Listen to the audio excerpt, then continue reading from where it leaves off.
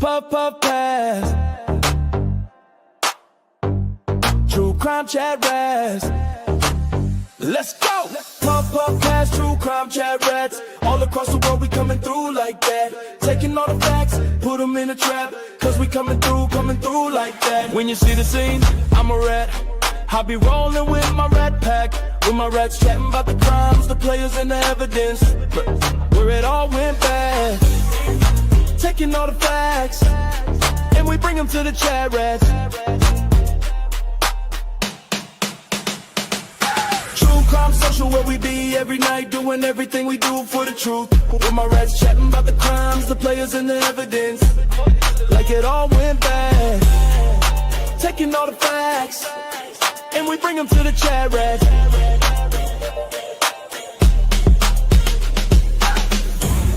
All my people on the internet, all my people from around the world, gonna take you to the place we know best.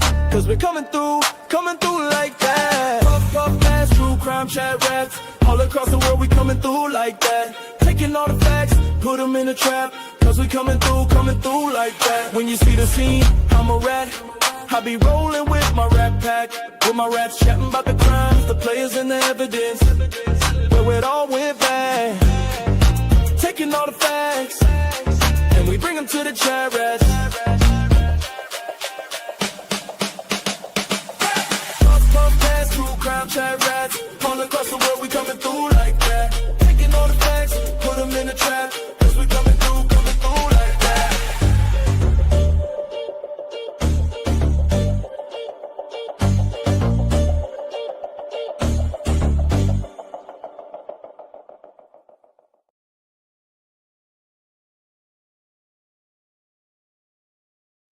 Chat rats, what's up, people?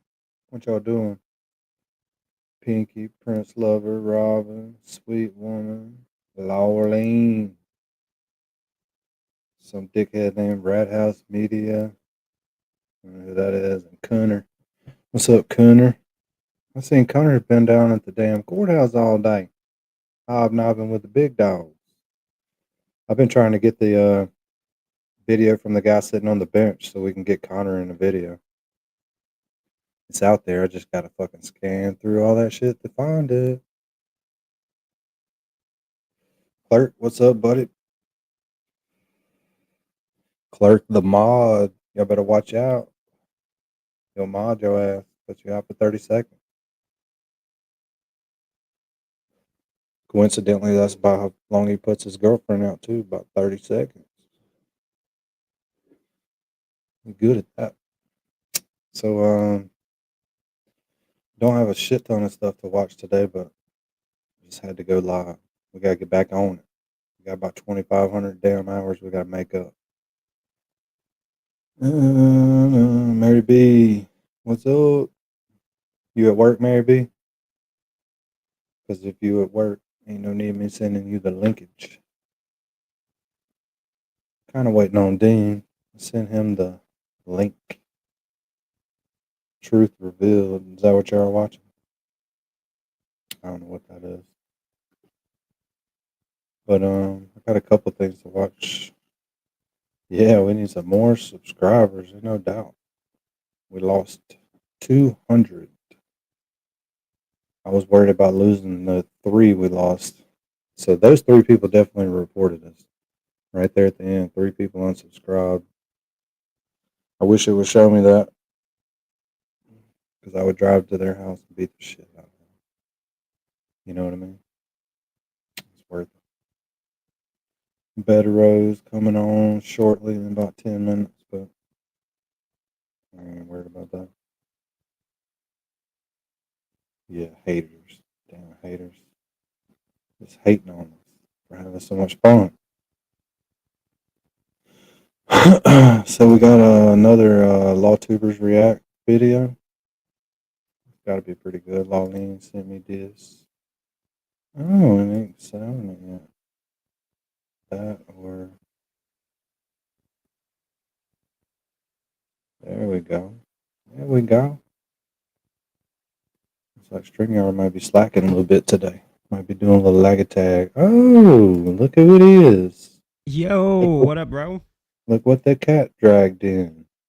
It's a rat. It's a rat. The cat dragged in a rat. Pinky, what was denied?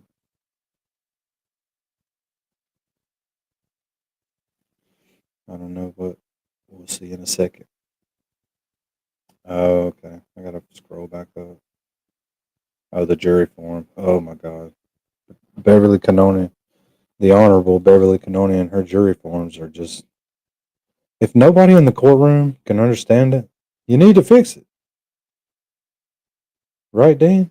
Go back to the good old days. Check yes or no. Yeah. I mean, it doesn't have to be much more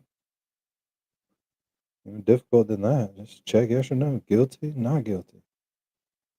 3 charges, whatever the lessers under those charges are. Click it. Click not guilty. I really thought Danny the verdict. passes me notes all the time, and all it is check yes or no. I'll leave your guys' imagination to what's on those notes, Mm-hmm. It's but not it's a always just check yes or no. It's not of romantic nature. Right. Probably like, are you a dummy?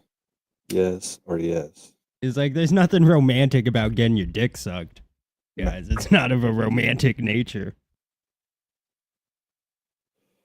Nah, the romance is on the sucker. You know what I mean? No, it's just a little That's where all sloppy the toppy, magic bro. comes in. That's where all the magic comes in. Where you, Dean? Where you're at? What the fuck you smoking? Nothing. Why are you watching me? Because I'm on your fucking stream. That doesn't. I didn't give you permission to sit there and fucking critique my every move. It's too bad. Jesus. I mean, I don't come to your stream like, Dean, I why are don't you fucking reading stream, so good? bro. Do I? Do I come to your stream like, Dean, why didn't you learn to read? Yeah, all the time. Oh, okay. Well, you can do it then. My bad. So what you smoking? You didn't answer my fucking question. I'm trying not to. Trying not to.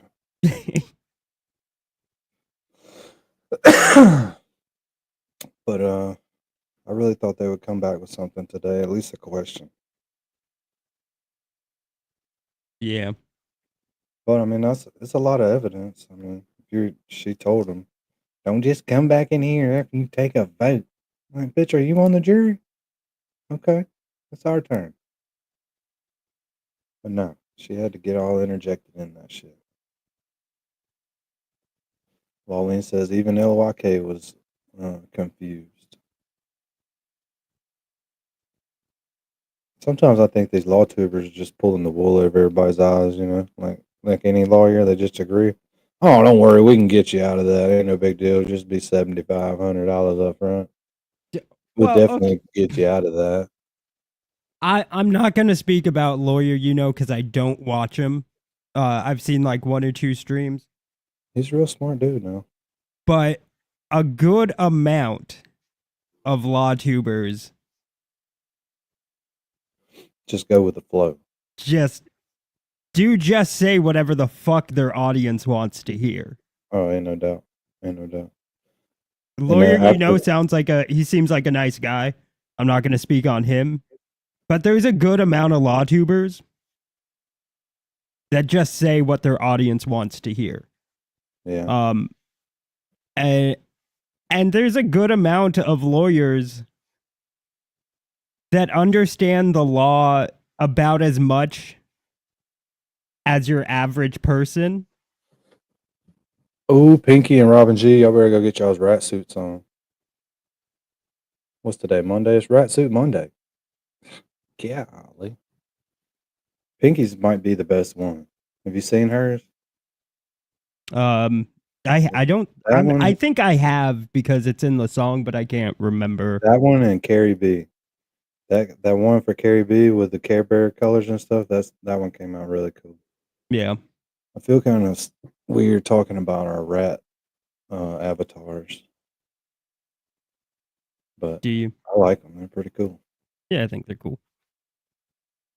It's a community. You know what I'm saying? A community. A community. You part of a community now. Part of our humanity. Yeah. I don't know what we don't do anything real important.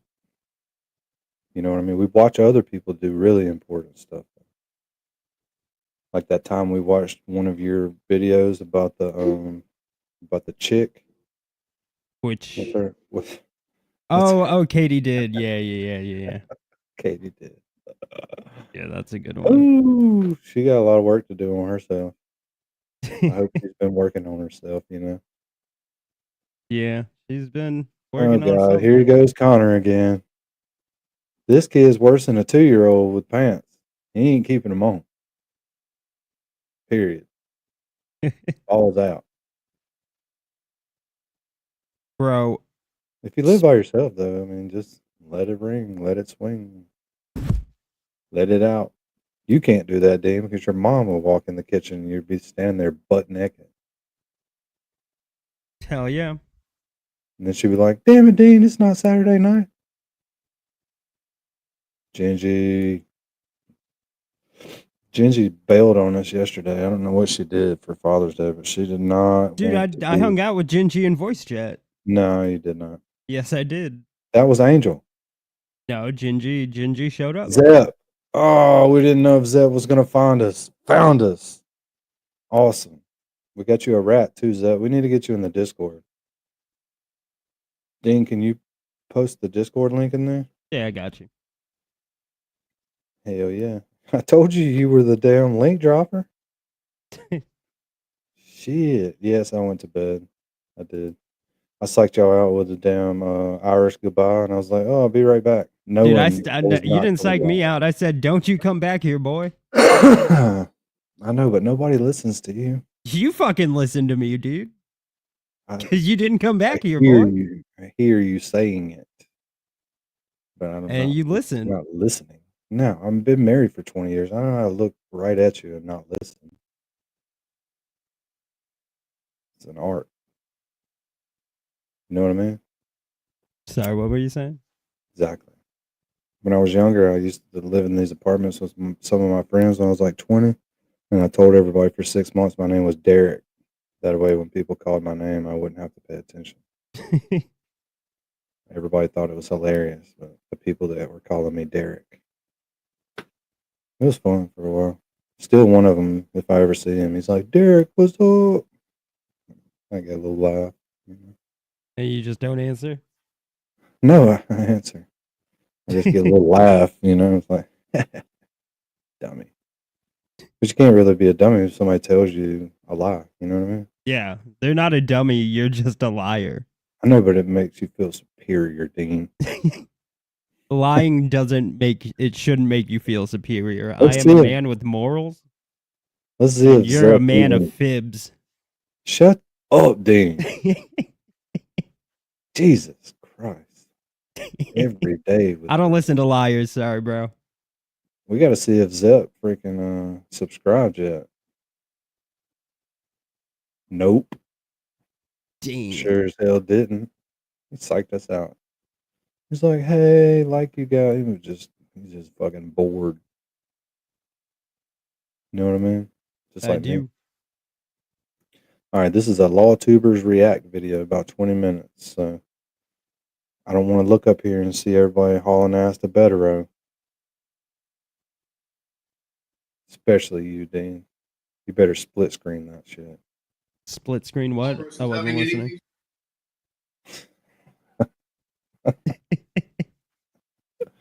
Oh no, Dean's having some technical difficulties. To do before the Beverly Canoni, Justice of the Superior Court, holding in Dedham within and for the county. Don't ever do that again. Do what? You know, you just coughed into the mic. I didn't do nothing. Don't ever Didn't do nothing. on my stream. When you come on my streams, you mute yourself before you cough. I didn't do nothing. Of Norfolk.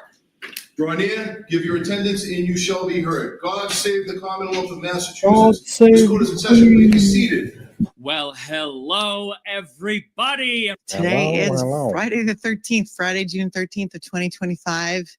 Day 33. And we really are at the end of the road, aren't we? And it is the season finale of season 2. It always means it's the end of a case.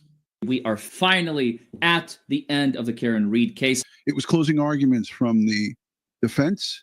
I love closing arguments as an attorney. These closing arguments were incredibly important. I just find them to be utterly fascinating, and I love watching them. Jackson goes first. And today, we are breaking down Alan Jackson's closing argument for the defense. We're right at the end of the road. The re-persecution of Karen Reid. Nothing left to do but sum it all up and hand it over to the jury. Boy, did Mr. Jackson deliver a doozy. Was one of the best closing arguments I've ever heard in my life. Literally one of the best I have ever heard. It's time for closing arguments. Let's go. Let's go. It's time for closing. Now, remember the theme that he started off with in opening statements? There was no collision. There was no collision. There it is. There was no collision. He came back to that theme. Really good. When you come back to the same theme that you set out in the opening statement. Basically, what he's saying is the stuff I promised you in the opening, I am now delivering to you in the closing. It kind of reminds the jury, see, we told you about this, and now we proved it. I want to take a minute. Thank you. And And start off with thanking you. I want to thank you for your attention. I want to thank you for your patience. I want to thank you for your diligence. This is not an easy undertaking. You always do this, always. Thank the jury. The jury's put a lot of work in. The jury has given up their lives. Most of all, I ain't thanking nobody. Post fucking verdict. I mean, Yeah, pre-verdict. I'm only thanking Fuck myself. you. First Like of a all, total- I'd like to start by thanking me for all my hard work. Exactly. You have been Exactly. blessed with my time. I'd like to thank the ones of you that didn't lie about knowing about the case beforehand, and the 3 of you the Commonwealth put in here. We're gonna find you. I want to thank you for your courage, because courage is what this moment demands. Oh, it's like a rallying cry. Not just to listen, but to stare directly at injustice and say, not here, not now, not on our watch. That's what you're being asked to do. Stare down injustice. I want to start with a simple truth.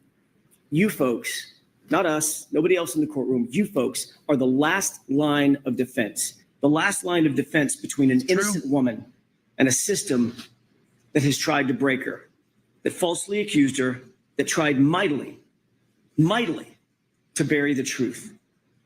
On full display, you saw the lengths to which some police officers will go to protect their own at the expense of the rest of us. I think that's a good line for a young jury. At the expense of Karen Reid, an innocent woman. Even with the overemphasis on the lengths that some will go to, I don't know that I would make that argument. Younger juries are going to be more skeptical of the police. Because that suggests or requires at least some of the jurors believing the shady cop thing. I've heard it's a young jury. And so because of that, I think that they will be more receptive to arguments like this. I can guarantee you that if someone is not of that mindset, it can alienate them. It's the police versus you. That's his first risky take. In our system of justice, Karen Reid sits here today, presumed innocent, cloaked in the presumption of innocence. That presumption is not fragile. It doesn't just disappear because there's a charge or a badge or a theory. That presumption stands firm unless and until the Commonwealth clears that high bar, the highest bar the law provides, proof beyond a reasonable doubt and to a moral certainty. That means at the end of this case, at the end of the trial, you think about one or more of the charges, you think, you know what, maybe that's true. It might be true. Then you vote not guilty. If you That's a think it's good possibly point. true or probably true, Right now, it looks like Emily Baker's on my show. And Mary B is invisible again. I am? Oh my Yeah. God, what's happening? You went straight invisible. Like, yeah. Ugh. It's just your camera setting. Your Probably. video's not on. Well, I mean, I can see me. It's just you guys can't. I'm just gonna do this. There it is. There you go. Do we need to get Little Miss to voice chat Just with show you? me how to do it. I don't know. I don't know what I did last time to fix it. I didn't do anything. Switch back over to your video now. All right, let's do that. There you are. Oh, you can see me? Cool. Yep, there you are. Hi, everybody. Your video is just sketching out. Yeah. Hello, baby. How's it going, guys? What y'all doing? I don't know. Rolling, are you there? How's everybody feeling? Like, is anyone nervous, or are we okay Hell with yeah, it? I'm nervous. What are you talking about? Is anybody nervous? We made it I through think day one. No fucking everyone's verdict. nervous, Everybody's but fucking everyone nervous. I've heard talk about the jury deliberation process who deal with it on a daily basis have basically said this is completely normal. There's a good chance that if they're not hung on anything, it'll be tomorrow. And if it goes past tomorrow, then there's probably some holdouts on some of the lesser included. But they said that basically count one is off the table for murder. If they would have thought that, they would already be back, the same way that if everyone thought she was completely innocent, they'd all be back. No, Right. So I don't think so, because she told them to go through all the evidence. Don't just come back in here after a vote. So that's a pretty good bit of evidence. 31 days worth of testimony. Yeah, it's. I I mean, can that's see a lot of I stuff. can see it taking They 8 probably have hours. the Proctor texts, and they're like, "Whoa, this is crazy." I don't think they can Reading have all of them. anything in there. No, don't they yeah, have they all the have other? the evidence. They have everything that's in evidence and all that's in Yeah. evidence. They just can't have transcripts or readbacks. Like they have to use their notes for testimony. Yeah. Yeah, so they have all the Proctor texts, and they didn't hear them all. They only heard a No, couple. they don't have them all. Only the ones that are in evidence. Right. So Only they don't have the ones with his sister. They do have the Right. ones with his friends and the ones with the other cops. With Buchanan and all them, yeah. Right. But I don't know. After listening to Bowtie Ronnie, Yeah, but did you hear what the other juror said the other night about Ronnie? Yes. She thinks he's lying. Yeah, What did she she says say? that she's friends with people who were on the actual deliberating jury and said Ronnie was not a not guilty vote. That he's just doing it for publicity. Mm-hmm. Ronnie. So now I Oh, don't know how much I trust what he's saying. Yeah, especially because none of it made any sense. Or either that he was not guilty at first, but he was not one of the ones who went back to not guilty. Like she was being kind of sketchy about it, but she said, "You can't believe everything Ronnie's saying." Right.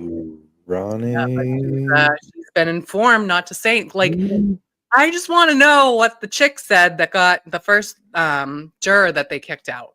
I want to know what she said, and she wouldn't say She it. said she didn't like the facial expressions that Karen was making and didn't like that she was turning around and talking to her dad and her family so much.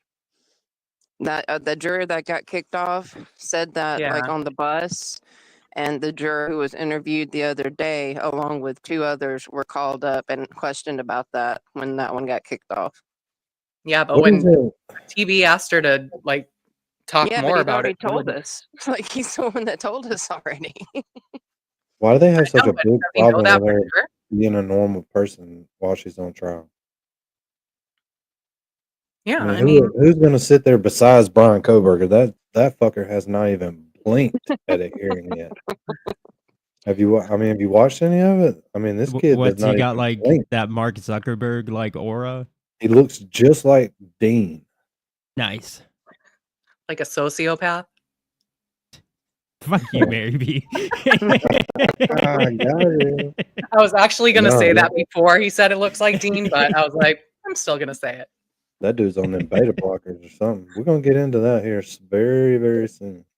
That is one thing to mention though during these closings that someone just put in the chat is none of the news channels showed the reasonable doubt board, and everyone in the courtroom was talking about how convincing that was, because they had so many cards up there for reasonable doubt. And he's basically like, if you hold one single card in your hand by the end, you're a not guilty voter. Yeah, I think I didn't get to see it because I was at work and I kept getting it interrupted. But whatever Glare played today, they did show some of them. But when Oh, I first really? watched it, I had no idea about the board. Yeah, I haven't seen any coverage that showed the board yet. I thought they said no one had it. Yeah, I saw a couple of the little cards. Whoever wrote them had very nice writing. It's not typed. It's written. Oh, Microdots has it. Okay. Of course he does. All right, let's watch this. This is probably pretty good. All right. God. Yeah, but yeah, everybody's nervous. I'm going tomorrow, by the way. Are you? Yeah. Who else is going with you? Janine said she was going.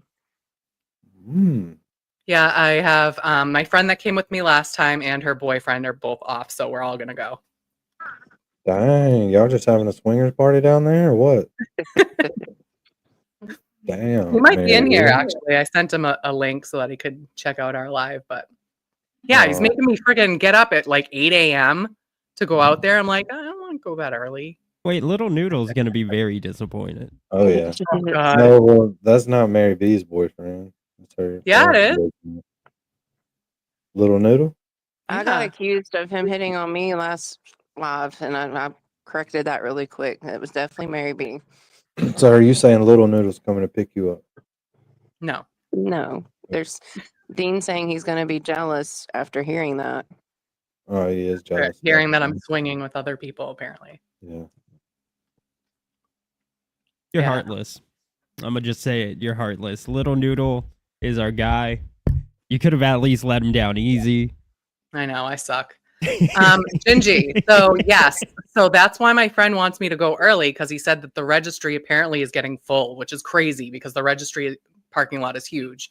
There is another parking lot down in Dedham Center. It's a little bit of a walk. It's not terrible, but it's free parking. It's across from the CVS. So if you do go, there are other places to park. Park. Yes, to park. Park. Park. I said it right, With didn't an I? R. Park. That's what I said. We're used to someone else in Boston. If you have an A following an R, it comes out W. Or no, W after an A, it comes out R. AH, yeah. Pack. Go Pack. pack over there. LAR. Gotta follow the LAR. Yeah. Law enforcement.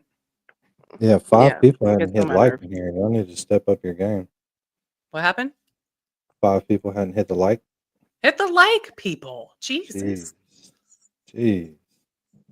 True. Your vote must be not guilty. If someone among you thinks it's likely true, or even very likely to be true, your vote is not guilty. Clear as day. Crystal clear. Explain to them, what does reasonable doubt actually mean? What is a moral certainty? What if I think she probably did it? It's not guilty if she probably did it. It's because none of those standards, maybe, might be, possibly, probably, likely, very likely, none of those meets the extraordinary burden of beyond a reasonable doubt and to a moral certainty. A moral certainty means a level of confidence so strong, so incredibly unshakable that you could go home, you would go home, look your loved ones in the eye and say, I am certain. Not probably, not likely. I'm morally certain, and my certainty remains unshakable. The law defines moral certainty as the highest level of certainty known in all human affairs. It's a Think about strong that. instruction. You must be that certain about the entirety, not part of, the entirety of the Commonwealth's case. I guess another version of this is your kid, your son, your daughter is in hospital. They are on machines. How certain do you need to be that they are not going to recover before you pull the plug? Because if you're at, I wouldn't pull the plug here, then you've got to acquit. So that night, January 28th, 2022, was a Friday night. They had planned to go out and meet friends. The Alberts, they met them at the waterfall, and the Alberts they're a very influential family. They have quite the reputation. They were a well-known family. They have quite the reputation. Don't know that we quite heard all of that. They kept pointing out what the Commonwealth did not do in this case, which witnesses they did not call in this case. Brian Albert was at the waterfall, longtime Boston police officer. His wife, Nicole Albert, was there. She was with him. His brother, Chris Albert, was a Canton board selectman. He was there. His wife, Julie Albert, their daughter, Caitlin, and his sister-in-law, Jennifer McCabe, whom you met, and her husband, Matthew McCabe, whom you did not meet. And again, showing the jury that they don't have the full picture. And then you also didn't meet Brian Higgins. But also present at the waterfall that night was Brian Albert's friend, Brian Higgins. We know that he had a romantic design on Karen. That becomes an incredibly important fact as we discuss the facts of this case. And he starts showing you what it looks like to argue the Bowdoin defense hybrid with a third-party culprit, which... So at the end of the night, everybody's invited back to the house for the after party, but the invitation to John, it appears to be for a different reason. What's up, Angela? Think about the video of Brian Higgins and what Michael Proctor in his investigation completely and utterly ignored. He's trying to get her attention. Now watch John. He doesn't. She's kissing John. And then his friends. Look at John. Are like, let it go. Let it go. Now it looks like Turtle Boy's on the panel. So I had to stop it long enough to, in case anybody wants to. Yes, I need to get a screenshot of that. John's looking over at him. Really like this side by side. Now you can see when he's waving him over and John's looking over, and who's he looking at? Panel's strong right now, Mary B. We got Emily Baker. I mean, not Emily Baker, but Andrea Burkhardt and Turtle Boy on. Yep, we're all about on the same level, so that's good. Yeah, as far as subscribers. He talking to? Look at John. Look at John. So he's going like this, and look at John. Oh yeah, big tough guy. That I thought was very well done. Now here's the problem. I don't know from watching this clip, because everyone knows that gesture. You have someone reaching out to the arm. You have the person who's leaning over, trying to get attention or not get attention. I don't know. If he's saying, catch me outside, how about that? And, challenging him to a fight. And John is like, sure, brah, not happening. Point being made isn't that Higgins did this. It's that Proctor didn't even bother to ask the question. Because it could be that same gesture could be, come on, man, we're going. You need to join us. We're going to be having drinks. It's going to be awesome. Very different contexts. But the thing is you got to investigate it, right? You got to look into it. You got to check it out. You got to find out what's going on. If you're trying to use this video to prove to me that Higgins did it, I'm going to say you're far away from that. But if you're trying to use this video to prove to me that Proctor should have at least asked a fucking question, then I'm going to buy into that 10 out of 10. Proctor had all this information and he did nothing with it. Why did he do nothing? A few minutes later, Higgins then texts John directly. You coming here? You coming here? Why was Higgins coaxing John over to 34 Fairview? You coming here after this? So what happened inside that house or that basement or that garage? What did they ignore? I absolutely loved this. What did they ignore? And you run through all the reasonable doubt. A text from Higgins, one of the last people to ever communicate with John O'Keefe. I like his delivery here. It's creepy. That's the Bowdoin argument. When he didn't come home at about 5 a.m., Karen went looking for him in a panic. As you know, her worst fears were realized when she found John beaten, battered, bloody, and left in the snow in Brian Albert's front lawn. At 6 a.m., when Karen found John, you heard about the scene. It was described in detail. It was chaos. To use Mr. Brennan's word in his opening statement, it was bedlam. to use Mr. Brennan's statements. When you use the other attorney's statements against them in their case, that is just gold. At 6 a.m. outside, it was bedlam. The fire trucks, the police trucks, the lights, the flashing, the screaming, the first responders, just under Brian Albert's bedroom window. But he never came out, and lead investigator Michael Proctor never went in. And John was not struck by a 6,000-pound SUV, period, full stop. Dr. Dan Wolf did the testing on the taillight, actual testing, not some ridiculous blue paint kindergarten project. Prosecution promised you. Look at the science, look at the data. What do they give you? They gave you paint by number and cosplay. This is where Alan Jackson shines with the speeches. This is where he cooks, and he did it masterfully here. When you compare it to the ARCA experts' actual reconstruction, what Dr. Welcher was doing was laughable. It's child play. John's arm was pristine, save those dog and claw bites. He didn't even have a bruise. Think about this. Think about that photo of those x-rays as you deliberate. You can manipulate a taillight fragment. That's not that hard. You can't manipulate a bruise. Bang. You can manipulate a taillight fragment. You can't manipulate a bruise. Boom. You wouldn't have a damn arm. Nothing. That is pristine. That arm is in pristine condition. But why was there no bruise? How did that arm look like this getting hit by a car? The Commonwealth has no answer for that. There's no accident. No accident. There's no crime. And the real issue for the Commonwealth is that if they scientifically proved that John O'Keefe was not hit by the Lexus SUV, how could they charge these charges? Murder in the second degree, manslaughter. So they spent nearly $400,000 of taxpayer money to hire someone to dress up and look like John and paint his arm blue. Oh boy. Which told you exactly nothing.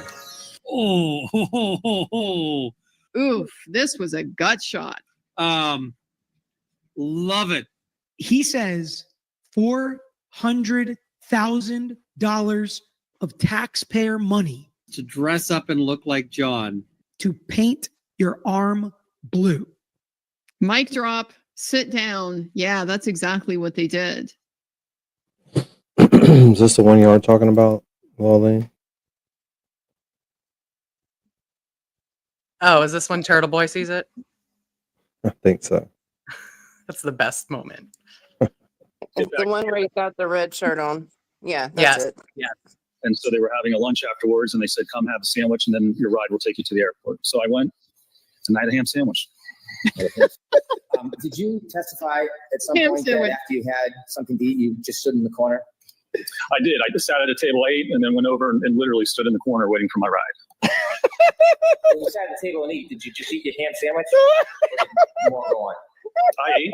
People were talking. I really didn't talk much at all. Did you listen? Certainly, I'm sure I did. I assume if something funny was said, I probably laughed. Did you talk about the testimony? At this point, I don't even remember. Did you stay independent? Oh, I can't. This is my first time hearing this. This is my first time hearing this. Oh my God. How embarrassing. Lally never did anything like this. Oh my God. That is the funniest thing I've ever heard. Wow. I was like, can They you teach watch the that one in whole law thing school. for the Waiting for first my- time? I wanted him to watch the whole thing. I was like, dude, I could totally watch him watching that testimony. Are Brennan trying Yeah, to explain he's Wilshire's hilarious. test was not to show how John's arm could have hit the tail light? Oh yeah, That's that's about fun. the most ridiculous part of his his cross with Rentschler that exists. I think everyone was confused then. Like, why did y'all pay him $400,000 then? Yeah, he should have just like stopped. Mhm. It just got worse. It did. It just got worse. Drop. These people are taxpayers. Think about what he said. There's too many unknowns. There isn't enough evidence to determine what happened. I beg your pardon? What happens when there isn't enough evidence, in his words? You vote not guilty. Brennan and Welcher said that way too much. And again, we all picked up on that. We all talked about it. That is so powerful. The Commonwealth's own expert tells you there's not enough evidence to know what happened. You have to acquit. And then we get into the Proctor texts. He sent that text in a series of messages that now belong to you. Go you read were them. given the opportunity to hear from Michael Proctor, but you can read his thoughts for yourself. Ding, ding, and I ding. urge you, go read them. They're in Exhibit 209, 209. in case you He's like, wonder. write this down. It's Exhibit 209. Go read the text. The one call out. You didn't hear from Proctor. Go read his texts. Exhibit 209. Proctor's texts. They're number 209. Are you furious yet that we're here? You should be. And up to this point, Michael Proctor had done zero investigation, nothing. And this was his mindset. We knew he was going to say, This see you is the next same lead Tuesday. investigator who sent the group chats that you heard about with Sergeant Butnick. Late night, sitting at his office, rifling through Karen's phone, bragging about looking for naked pictures of her. That text wasn't sent to his buddies or his friends. Sent to his That bosses. text was sent to his supervisors at the Massachusetts State Police, for God's sake. He was fired for this blatant bias. If the Massachusetts State Police can't trust him, how can you trust him with this? Ooh. If Massachusetts State Police can't trust Proctor, how can you? If the Massachusetts State Police cannot trust this person and gets rid of him, you're going to trust his investigation that he led in order to lock this innocent woman up? So if the Massachusetts State Police can't trust Michael Proctor, how can you? Oof. How can you trust him with this investigation and with your verdict? Bing. And with Karen Reed's life? He was never called to testify. Wouldn't you want to hear from Michael Proctor? Wouldn't you want to hear from the lead investigator in the case? Wouldn't you want to hear from him? Wouldn't you want to hear from him? Yes. Everyone is screaming at their screen. Yes. Yes. Everyone. But the Commonwealth didn't present their own lead investigator. All of you are like, where the fuck is Proctor? Michael Proctor is no longer a Massachusetts State Police officer. He wasn't transferred. He didn't go on sabbatical. He didn't retire. He didn't resign. He was fired. Which is, again, is very significant. It's not just that he was fired for bias. No, it's the bias that he exhibited in this case. Not just any bias. Bias in this case. Fired. And you're going to go take this biased lead investigator's investigation and use it to lock up Karen Reed? Forget about that crap. Let me just argue my negative inference. I'll convince you. I'm the lawyer. There was no collision. Dr. Welcher also told you under oath that there were no x-rays taken of John's arm. He tried to deceive you into believing that John's arm might have been broken. I don't know. I didn't see any x-rays, so I can't tell you what the damage was inside the arm. Really? The Commonwealth has had those x-rays in their possession for 3 years. And again, it took the defense to bring out the truth. The x-rays do not fit the Commonwealth's theory. Hoodie next. So you Do weren't the hoodie shown. next. And Dr. Welcher wasn't going to admit it. Any credibility Welcher has is completely destroyed by the x-rays. I don't trust the Commonwealth, and I have not trusted them. The proof is insurmountable. You cannot break down that wall between the medical doctors, the pathologists, and the crash daddies that accident did not occur. He being Officer John O'Keefe, just doesn't have the injuries and the wounds to match the accident. And my goodness, then we get to the sweatshirt. Yep. It had to be the defense to correct that record, to bring out the truth. If we hadn't done that, what impression would you folks have been left with? And it kind of fits with the whole narrative, doesn't it? The entire Commonwealth, everyone here is trying to pull a fast one on you. They're trying to play these games, and we have to keep them honest. That's more than negligence. That's dangerous. Fucking hoodwink. Dangerous. And you're going to use their evidence and their theory of their case to lock this girl up? Is that what you're really going to do? After they try to pull all these shenanigans with you? I'm going to guess that Mr. Brennan's not going to say much about this. All of a sudden, Hank Brennan decides he wants to actually be cautious in his use of objections. About the fraud that was attempted on you. Right. The thing is that he can't object to this without looking worse. I know. And if he doesn't, that speaks louder than any concocted excuse that the Commonwealth might come up with. He's boxed in. You have free reign here. You can do what every lawyer has wanted to do in every case since the end of time, beginning of time. It's shameful. It's shameful. The truth in this court. Man. You're entitled to it. I'm not going to be able to take you seriously if you start yelling you can't handle the truth. The truth is, Karen Reed is not guilty. Because it's proven that she didn't hit him with the car. Yes, they could say she was operating a motor vehicle, but in that case, then you should be locking up the whole town of Canton and all these people that have been out there driving their car on that fateful evening, drunk.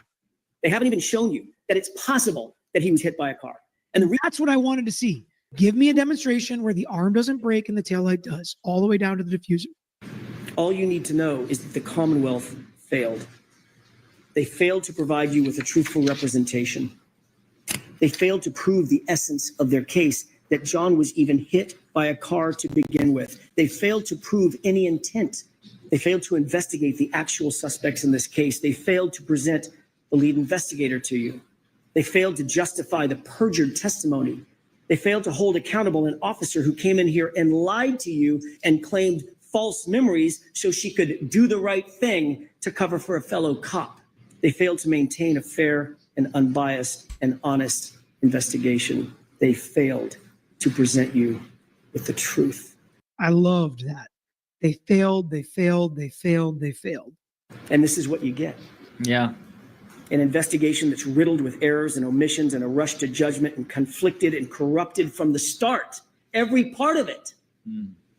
The fact is, there was no collision. A car did not kill John O'Keefe.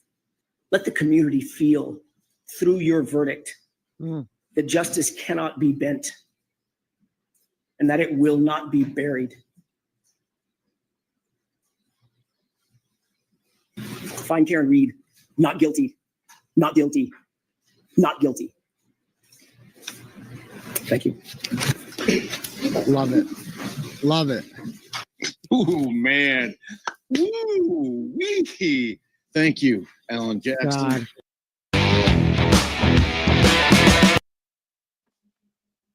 And Spanky gets right up. He's like, "Oh, my turn." Like, you look like an idiot. If y'all have gone back and watched the end of that closing, when he tears up is when he says, let the community feel through your verdict. And that's when he has to bite his lip. That's powerful. We love you too, Jackson.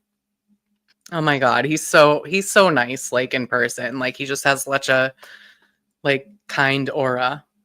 Yeah. Who? Jackson. Oh, Alan Jackson. He started. Oh yeah, that Janine, that was so good. But when he said, let the community feel through your verdict, he had to stop. And if you zoom in, he bites his lip like to hold back. Yeah, he gets choked up. It's perfect. This is the other one that Lawlene sent me. Turtle Boys walkthrough this morning when he was downtown. I just have to say, Janine, yes, I like that panel happened like sporadically, right? Just like random people started going in there, and it ended up being the oh my God, it was everybody. That was awesome. Yeah, that was really good. I even like the new guy, the other lawyer, the one that was Brian Camp's lawyer. Yeah, he was funny. Yeah, and if y'all haven't watched Michael Easter on Justice Served TV yet, that was an amazing interview of how he got involved in this case originally and what his testimony would have been. And then he says there's a lot that he can't share until the verdict comes in, but there's really interesting stuff that he still would like to share. There's going to be a lot of that.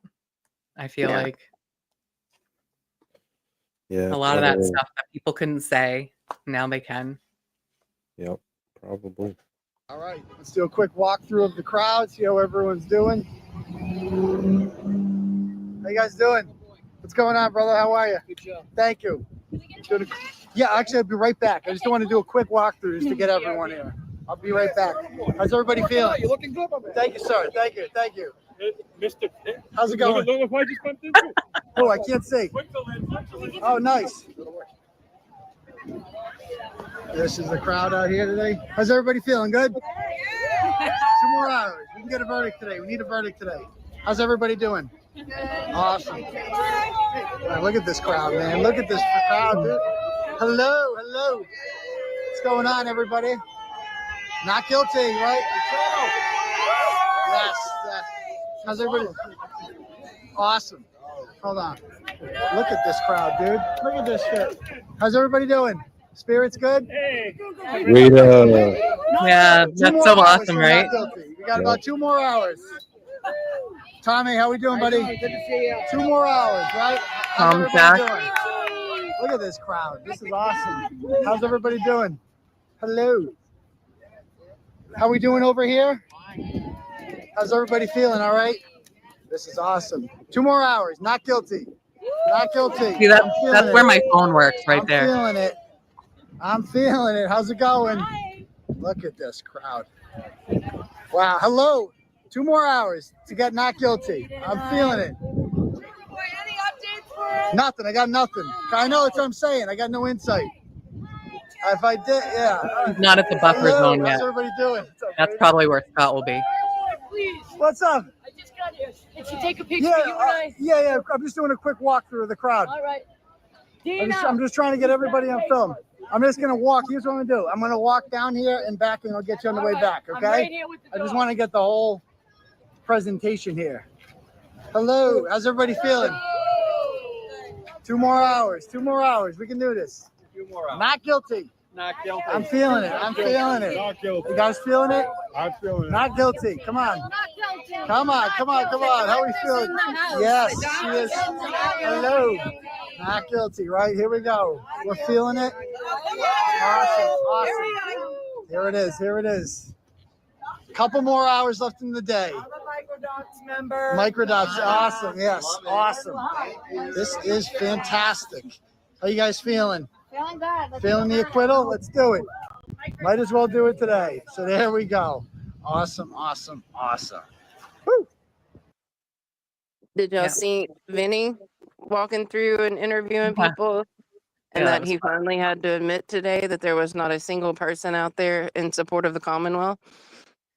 Because the guy that he was on air with, he said, well, the town's split. And Vinny's like, no, this town is not split. There is no There's split. a sea of pink out here that I have not seen a single person, like, not saying not there for John O'Keefe, but no one was there for the Commonwealth. To be anti. Right. Yeah, Cheryl, he didn't even go past the buffer zone. What the fuck? That's where the But John OGs are. DePietro was there because we saw his video this morning with him. Yeah, we're making a poster to hold up behind his broadcasts. Danny, did you see him with DePietro this morning on his bus stop live? Nope. Oh, we gotta get that. There's the news one where I think it's the New York Post. Hold on. That's on. I just watched his bus stop live and it was hilarious because then John gets mad and he starts coming over and trying to argue the case and he's like, where's Proctor? And Turtle Boy's like, good point. Where is the lead detective? He's like, she was drunk and she's gonna die in jail and so will you. Like, good Oh yeah, Lord. Oh, here it is. Yeah, it's all over his bus stop live because he does the bus stop live like right in front of where DePietro is on purpose. Yeah. And he's like, you on there with Julie? You on there with Julie? Y'all lying? Sorry, I'm just looking through something else, but got this little news story, and then I'll search for that. In Karen Reed's second murder trial. This is a live look there at the Norfolk Superior Courthouse in Dedham, where we are on verdict watch. That is also where we find Boston 25 News reporter Ryan Breslin. And Ryan, You were in that crowd. You heard from Karen Reed as she left court this morning, specifically about a motion the defense made this morning. Yeah, that's right, Kale. And they wanted a change to the verdict slip, but that was denied. I want to show you what the crowd of supporters looks like here. Remember, these supporters, they are just waiting around to hear a verdict. They have live streams out right now. And like Karen Reed and her defense team, they are waiting here on the sidewalk, trying to find out what this jury will decide. Now, when it comes to that verdict slip, they wanted more boxes to be added to include a not guilty verdict for the lesser included charges of involuntary manslaughter, negligent motor vehicle homicide while operating under the influence, and straight operating under the influence. Reed says that motion was denied without a proper hearing. I think what happened last year with the same verdict form explains that the jurors themselves found it confusing, and it said as much. So we just wanted to avoid that again, and apparently the court is not concerned. So we'll just move. She is not going to change that verdict slip. No. I mean, what is the big deal? Why would you put up a wall on something like that? Especially when, like, literally the jurors came out and said, we didn't understand it. I just don't. But like I put in the comments, like the lawyer, had a better understanding till he went through it today live on air, and he got confused himself because people were asking questions from Massachusetts and like quoting certain laws and stuff, and he's like, I've got to look that up because if that's true, then they could have really hurt themselves by putting OUI on there. First off, he says, based off of Bev's instruction, you don't keep moving down if you vote guilty. So it was like you can't even get to OUI unless they vote guilty on all the stuff ahead of it in count 2. And then if they hang on OUI and there's no way to put not guilty on the stuff ahead of it, they could retry her on all of count 2. That's why they're wanting it changed. Yeah. If there's not a not guilty next to each one of those charges and they want to charge her OUI, or if they get hung on that, then they can retry her of all account 2, which is ridiculous. Yep. Let's see what she says. Move forward and wait on the jury. Now, as Karen Reed left the courthouse this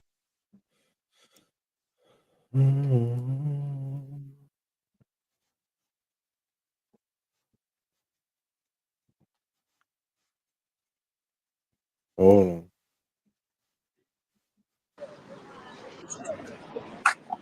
How we doing?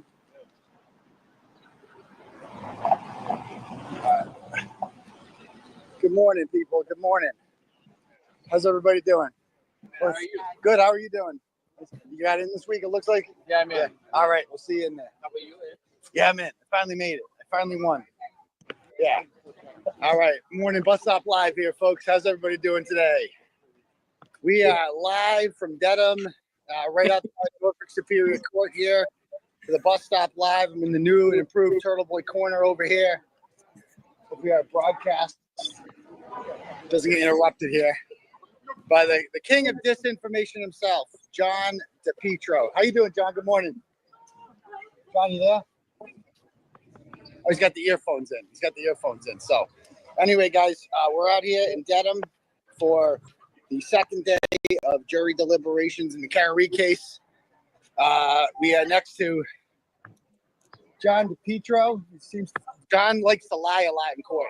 See, John, if you follow John on Twitter, you think Hank Brennan's doing great, that the prosecution went smoothly. He's just here to, lie on behalf of the Commonwealth. So don't listen to anything he says. He's just kidding around. But anyway, guys, so yeah, we're down here for the for the second day of jury deliberations today. There's a huge crowd here, as you guys can see. Look at this crowd. This is awesome. It's a big crowd out here, folks. All the way down here. I guess Karen Reed's team already arrived here today earlier than usual. I got a seat in the courtroom. I actually won the lottery for the first time in like a million years. So I finally won it. So yeah, Karen Reed is clearly innocent. She's going to be acquitted today. Everybody agrees on that, especially John DePietro. Is that a wig? I don't know. It might be a wig. Yeah. So Who's anyway, the other John's guy just lying. filming? He's just lying. He's on his broadcast right now. Who's the other guy filming over there? Oh, that's where There's they like a all news set up. camera. But the news camera was filming Turtle Boy. I don't think that's a good thing. He's just lying Yeah. again. I think he might even be on Court TV. I don't know. If he's on with Julie Grant, there's definitely a lot of lies going on there because all Julie Grant does is lie, lie, lie. All she does is cover for the Commonwealth. She doesn't report any of the interesting facts. She doesn't report about the testimony of Dr. La Posada, who said like a million times that John O'Keefe was not hit by a car and that obviously Karen Reed couldn't have killed him with the car. There's a million things that the arm doesn't add up. John's arm would have been smashed to smithereens if that happened. John, you agree with that, right, John? Hi. I got a picture of Robin G's local bald eagle. Oh, it's gorgeous. We got them here. They are huge. That's not Yeah, a I've good been seeing them representation. like every now and again, and I never had before. Well, they're about a little bigger than a turkey. So if you ever seen a turkey in the woods, those things are, man, killing machine too. Mm-hmm. Killing machine. Keep your little dogs inside. Oh yeah, cats and dogs don't fare well against them, but they are pretty birds. Pretty bird. Pretty bird. Dean, are you still here? Didn't think so. Hi, Julie. Hi, Julie. So, yeah. So anyway, yeah, we're out here. John doesn't like it. John hasn't been here the last couple weeks because he's lost the lottery. He lost again this week. He's an alternate. He's not going to get in the courtroom. So it's going to be hard for him to spread disinformation today. But he'll try. He'll try. He's probably lying on there right now. If he's on Court TV, he's definitely lying. There's a sign going up there. Why'd you take the fifth? What's up? I got in the courtroom, right? How about the fact I got in the courtroom, why'd right? you take the fifth? I got in the courtroom, How right? about the fact that If I didn't, 227 definitely happened. Of course it happened, John. Of course it happened, John. Why do you lie in the courtroom? Why do you lie in the courtroom? Well, why? when Why do this you whole lie thing about is that? done, I hope everybody realizes What that happens when you're Karen gonna Reed's be acquitted? broke What happens and when you're Karen gonna Reed's acquitted? die in jail. Well, you just think like I'm going to die should. in jail? Yes, How and am I going to broke. die in jail? I was just Because acquitted the other what day. happened? Did you see when I was Proctor? acquitted the other Where day? was Proctor? That's a great question. Where is Michael Proctor? Why didn't the prosecution call their Like, does he even know what he's saying? Carrie B. What's up, Carrie B? Like he completely forgets it's the prosecution's case to prove, and the defense literally can just sit there and not do anything. And I think that would have been enough, but people are dumb. I don't think it would have been enough this time because they actually had somebody who looked better than Trooper Paul between Yeah, Burke that's and Welcher what for I a second. said. That's what I was saying today is that like last year they had a not confident idiot, and then this year they had a confident idiot.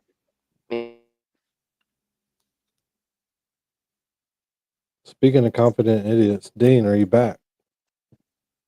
I was trying to find Connor's video that he posted. I have to go pull it from X. I can't find it in Discord, but there was another AKR person there today, and I forget his name, but it's Rogue in the name. Is it Yeah, Cheryl was saying there was someone there. It's on YouTube, I think. Antiquated Rogue? I mean, not YouTube. It's on and TikTok. Sean used to call him Rogie Rogue, and he was apparently there, but was like hiding from everybody. And Connor videoed him getting harassed by people. So I was trying to find that to send. That's fun. Yeah. But I did just send That's somewhat odd. I agree. That's What? I did send you something off of X that Gingy sent a video of that. I don't know if people saw it in Discord, but Alan and Alessi riding in the Lamborghini talking about closing arguments. It was a AI video, but it's hilarious. But it Yeah, does we'll have watch. music in it. Never mind. You have to turn. Never mind. You might not No be able to. music. No music. You have to watch No. it though yourself. It's funny. Yeah, I'll watch it and see what it what's in it. Somewhat odd. That's somewhat odd. So anyway, I'm just doing a live broadcast. I'm just No, doing my he's morning bus stop calling the live police. check-in over here. This is my corner. I urinated here. This is mine. Okay. You had a chance to take the stand and you took the fifth. Okay. You did. So anyway, 227 I got is into the false. courtroom. Your billboard and T-shirt is false. He's, Think of that. he's interrupting my Colin broadcast. Albert is going to sue you for everything you have. I don't know. That You're seems gonna have to give up unlikely. all your money. Think That of seems that. unlikely. I thought Brian it was broke. Albert. Where was Proctor? Sir, I'm in the middle of a broadcast. Sir, thank you. Thank you. So anyway, Got yeah, him. we're out here. I'm going to be going into the court soon. She was drunk. Wow. How great was Does he realize Yeah, there's like John a pointed out, thousand he people there? made a great point. pivoted? But how many people are over there screaming at him? Well, if you see when he turned the camera around, there's a lot of people, and you know that they're all sitting there like waiting to friggin' clap back at that shit. Are they AKR? No, all those Are people, they talking to DePietro? they're talking to DePietro. You made a She great was point. drunk. Oh, She not was drunk. Oh, drunk. no, not drunk. Oh, no, not drunk. Oh, no. No one's ever been drunk before. The Reed family is here. Mr. and Mrs. Reed across the street. They're checking in. Tom DeRoche's here. Tom CPU. How are you doing? Hey, buddy. Cole. Cole? 9 years old. Hi, Cole. You're You're a big 9-year-old. Oh, my gosh. What are they feeding you? Oh, my God. My daughter's 10. She doesn't look like you. Nice to meet you, Cole. How are you? Do you want to do a picture or something? Oh, yeah. Come on up here. Stand right here so you can get as tall as me. Go right there. There we go. There we go. How many pictures DePietro take? Nice. That's awesome. Yeah, of course. Oh, from Billerica. Nice. What's up, buddy? How are you? So many kids. There you go. There you go. Oh my gosh, Lee, how are you? Nice to see you. Pleasure. Thank you for coming. Thank you for Awesome. being here. Good, thanks. How are you? Hey, Nice I'm to see doing you. great. I'm doing How's great. everything good? Awesome. Yeah. Can I get a Of selfie course. with you? Yeah, of course. you Of have course. to. Let's do it. All right, Mom, get in here. If you don't mind. Me Yeah, too. I gotta send Oh, you yeah. one Get in sec. here. Yeah, one at a time. Yeah. Maybe you could go up one. Okay, no, really. Hey. Thank you so much, You're dear. welcome. Thank There's like a you. line forming. Yes, absolutely. Yeah. You're welcome. You're welcome. Oh, yeah. I interrupted his broadcast. I don't like that. You interrupt everything. He doesn't like when I interrupt his broadcast. He interrupted my broadcast. How are you? Nice to see you. Thank you for all you. My pleasure. Thank you for coming. Yeah, of course you could. Yeah. I have tried. But you can't stand. Okay. We've been in touch for many, many years. My mother here has been following the Karen Reed case, and we're on her team. Good. Can I get one? Yes, absolutely. Oh my God, I'm in love with you. Stop. God bless you. Thank you. The videos, How's it pictures. going? Oh, yeah? Yeah, now's not the time, but thank you. How's it going? How are you? Yeah, absolutely. Hi, how are you? You can read it out loud to class. Okay, yeah. Yes, that would be great. You don't mind? Excuse me. Another one? Couple of them? Perfect. Can I get my mic? What's up? Did you see when Auntie Deb went there? No. He Was was that like, today? dude, no, it was Friday, but he went there for his morning live, and he's like, I gotta get the fuck out of here. This is too crazy. It's a lot of people. It's a lot. Good. Good. You're not hitting no more. Are you supposed to be area, man? Playground? Are you supposed to be away from the near the jury bus, right? Showing it? That's illegal. You're illegal. That's illegal. Ooh. What was he doing? Drama.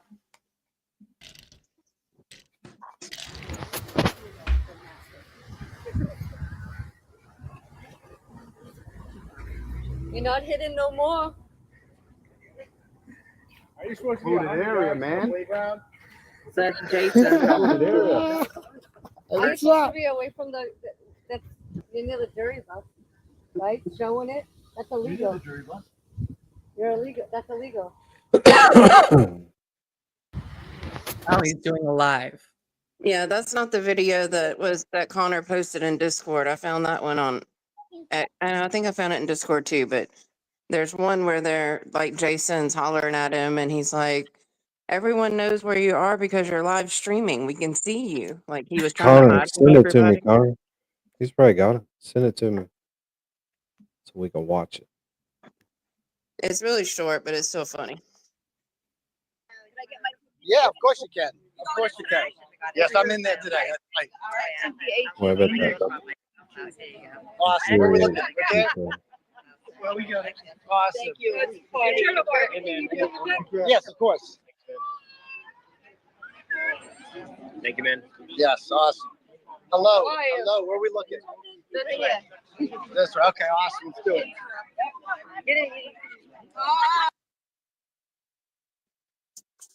I sent it to you in DM. Or you see it. Okay. Sitting there, the police talking shit, not us. This is the 30th. We're here to see the cloud. Go ahead. We would have picked him. Continue your live so we can continue to listen to your Oh fuckery. shit, sideways. Let's go. Yeah. Oh well. Corrupted. Gentlemen didn't need to tell anyone where you were. You're live, you moron. Everyone knows where you are. Look at you. Sitting there, the police talking shit, not us. This is the 30th. We're here to see the cloud. Go ahead. We would have picked him. Continue your live so we can continue to listen to your fuckery. Who is that? Antiquated Grant Rogue Smith Ellis? on X. Oh, is it somebody on X? Yeah, but apparently they've been in it a while because I remember Sean like always calling somebody like Sean on the golf always calling somebody Rogie Rogue and stuff. So I'm assuming that's the same person. Okay. Yeah. I think I even watched something one time of his, and I want to say it was something kind of like a radio show. I don't know that if he was a guest on it or what the affiliation is, but apparently his platform is she's guilty. I do feel the same way as Auntie Deb Gingy, but I keep going back because I'm crazy. He I always mean, says Auntie how- Deb's the same way even on his streams. Like when he has people, he can't go an hour. Like after an hour, he starts freaking out. Yeah. Too people-y. I saw Connor post some other videos and So cute. Discord. Yeah, he I'll posted find 'em. more videos of the crowd stuff. Yeah, I'll find a couple of them. There it is. Thank you. Thank you. What's going on? How are you doing? There it is. Thank you. Good job. Thank you very much. Dated, I wanted to share with you. My grandfather he's late, but he was a judge in Fall River for Okay. 20 years. Yep. Today's his birthday. Oh, You know what his nickname was? Turtle Boy. Not guilty, guilty. Oh, nice. So I'm asking him to Not fucking come guilty. through That's a today. good sign. Yes. Can I take a Grandfather's picture? nickname is not guilty. I like Not that. guilty, Yeah. guilty. You're wrong. I'm so happy you're. Yes, of course. Oh, nice. Nice. Kindred spirits. Nice. Yeah, buddy. Thank you. Yeah, I don't have one of you yet. Yeah, of course. Let's do it. I'm doing. I did find out something interesting on Auntie Deb's stream though. Did you saw the pictures of the person that was wearing like the blue suit, right? Yeah. The Like Welcher the- suit? Yeah. You know who that is? No. That's Meatball Morrissey Sketty Stain. Oh, really? Yeah. Oh, that's cool. I didn't know. I Who didn't is- hear the part. Yeah. Who is that?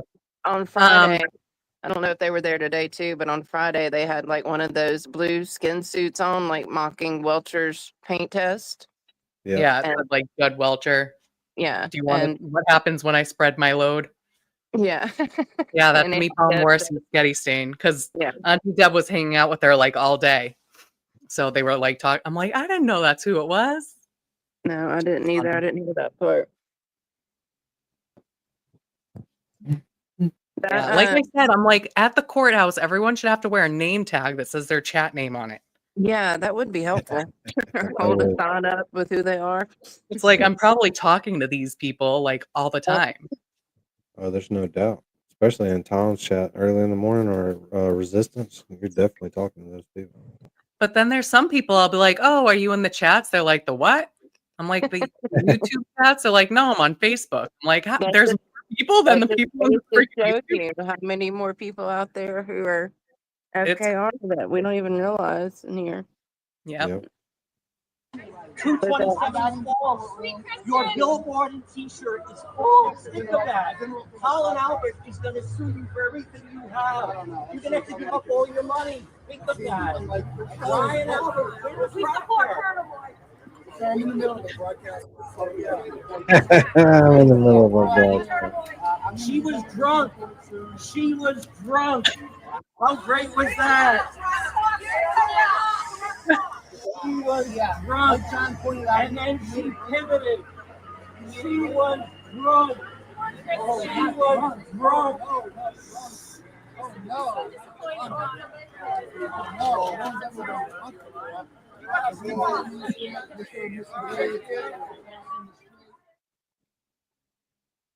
And seeing they're not supposed to holler in the buffer zone, and there's Sean losing his cool. Yep. DePietro was going, he done got hot. And when Vinny was going around and interviewing people earlier, like he was asking hypothetical questions, and I think he caught one lady off guard. I think she was like a little starstruck by him. And he said, "What's going to be the response if it's a not guilty?" And she's like, "Well, we're going to be very sad. Like, we're going to be crushed." And he's like, "If it's a not guilty?" She's like, "Yeah." And he goes, "How about we redo the shot?" And she's like, "Oh, not guilty." And so he walks away and comes back to her. And then she's like, "We're going to party." And she starts screaming. He's like, "No, ma'am, you got to keep it down. We're supposed to keep it down in the buffer zone." Yeah, I mean, like we got loud sometimes. Like there was never any yelling, but I think what happened was that on Friday there was so many more people than usual. I think it was actually Wednesday that they started doing the Mockingjay thing. But I think that, with just a few of us there before, it wasn't like really a problem because we weren't like yelling. We just like, "Hi," because they're right there and there's just a few of us. But with all the people, now there would be yelling. So I think it was a really good idea what they did. Yeah. I saw one video of it too. It was really like impactful seeing it Mhm. with Karen walking in. Yeah. Yeah, the lawyers love it. Danny, that Easter video is only about 45 minutes. If you don't have anything else you're wanting to show, you could speed that up and get through it fairly quickly. And What is it? that interview with Michael Easter that they did on Justice Serve TV today, Oh, yeah. it was really, really good. Like, there's absolutely no way they would be deliberating this long if he would have been able to testify, and he should have been able to testify. He's been military, he's been a cop, he's been FBI, he's retired now. Like, the stuff he was pointing out was just really eye-opening, that he said, no, the common person on a jury is not going to understand how messed up this was from the get-go.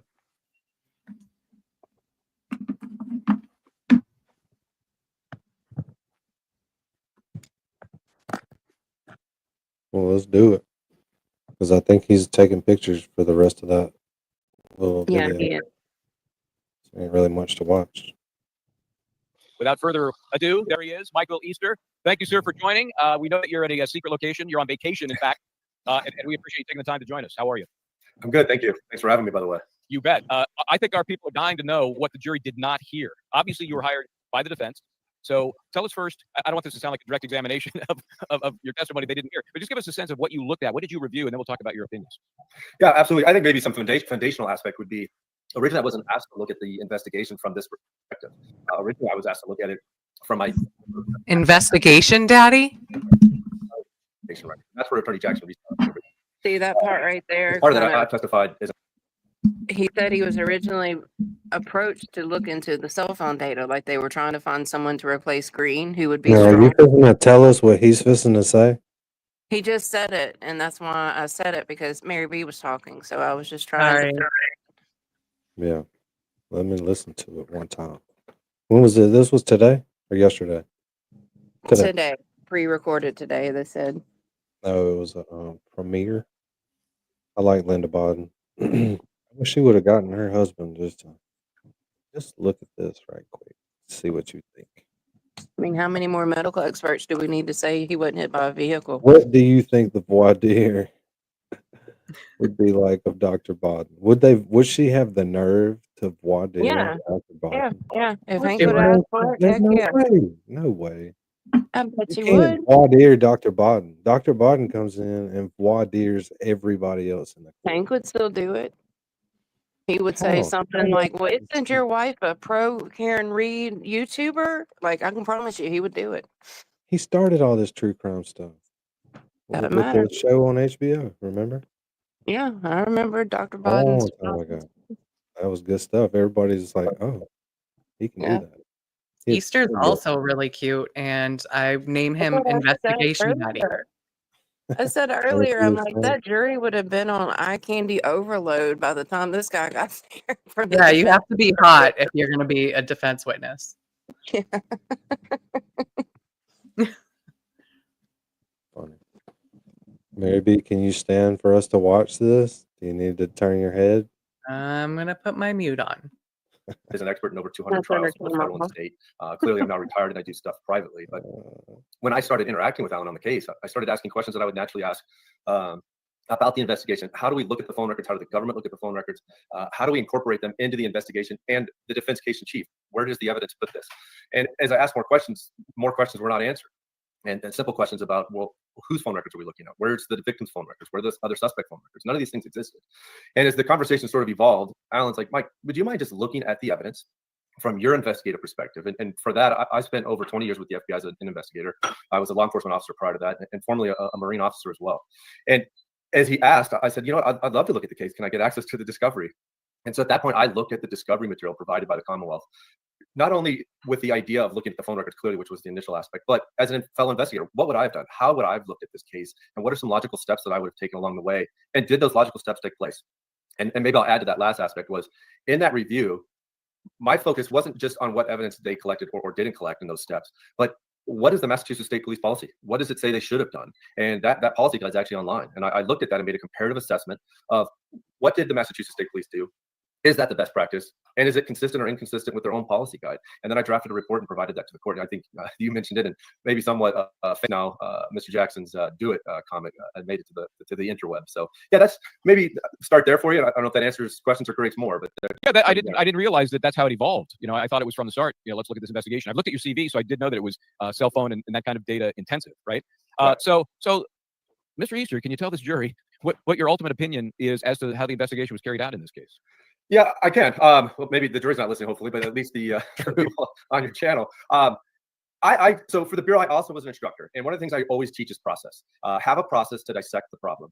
And when I looked at this, I really came up with three kind of words to sort of encapsulate the investigation or the lack thereof. And the first one was, I found that the investigation was incomplete. And incomplete in the logical steps you would take to determine whether Karen Reed was the suspect or other people were the suspect. Not following logical investigative steps to collect evidence, to preserve evidence correctly. We can always look back to the crime scene. But even beyond that, as the case migrated throughout that day, and how quickly and even prematurely they identified Karen Reed as the sole suspect. So the first word is incomplete. Incomplete investigations, in turn, birth out this next word, which I think of as an easy way to look at it would be inconsistencies. And maybe I'll stick with eyes. Is that an incomplete investigation creates inconsistencies, and those inconsistencies can show up in time typically. And you saw it in this case. This case was riddled with timeline issues. And that's because they never completed the proper investigative steps to collect CCTV along likely routes of travel to and from, which they should have done. They should have traced those things. You saw in the testimony of, I think Walter tried to show some Google Maps, which is a great technique. I use it, which is use routes that the phone or the person could have taken, and then tracing those routes for CCTV, whether those are ring cameras, business cameras, or static cameras, to see if we can develop a timeline and a route of travel for Karen Reed's vehicle or someone else that could have been there. And then an incomplete inconsistency, it breeds the follow-on, and which is another I word. Maybe I should have coined all these, but is inaccuracies. Incomplete, inconsistent, all ends up with inaccuracies. And you see it. Now we have all these inaccuracies in the case that makes you start scratching your head. Why don't any of these things add up? Why do we have so many things that conflict with each other? And the reason that happens is it happens because the investigator had all three of those eyes. Their process was flawed from the beginning. And I get the question from people that know I was assisting, which is, Mike, what do you think? Are they biased? Is it corruption?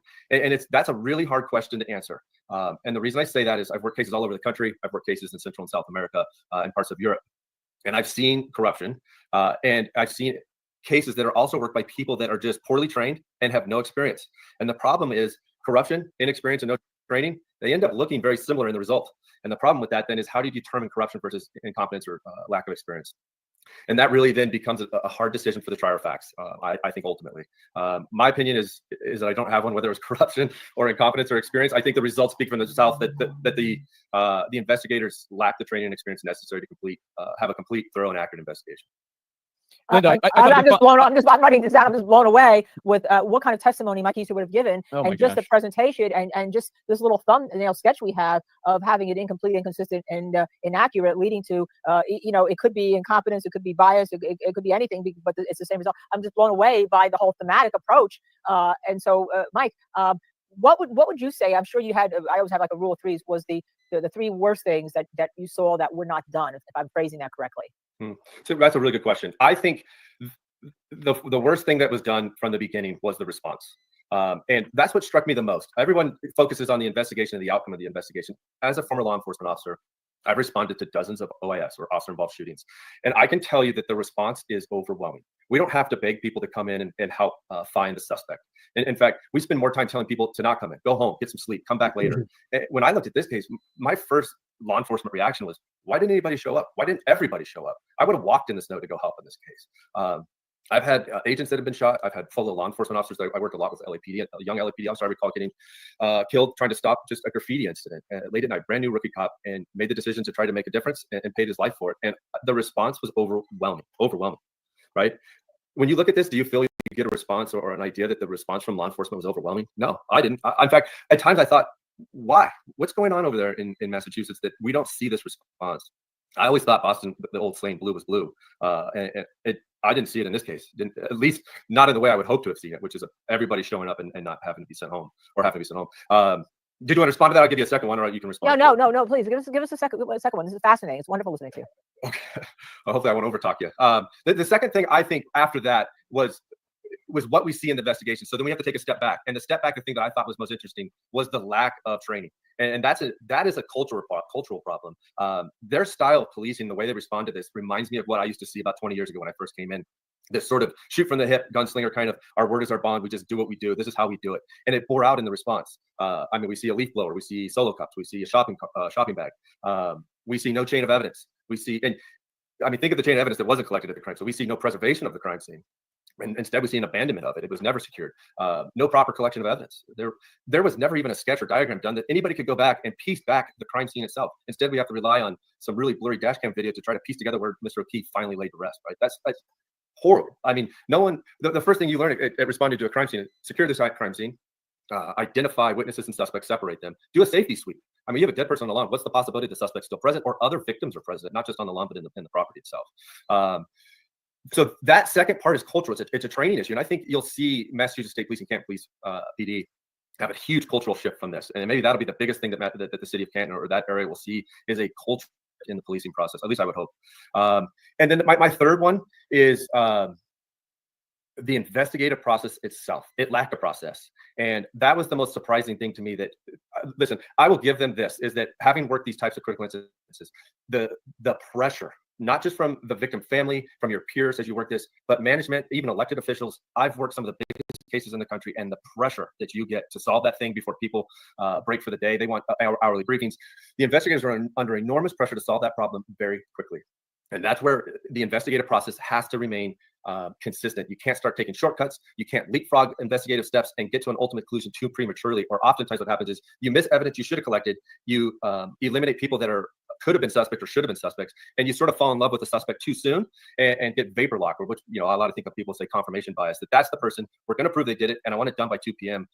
Or some heads are going to roll. Those would be my three things on it. I hopefully maybe didn't spend too much time on it for you.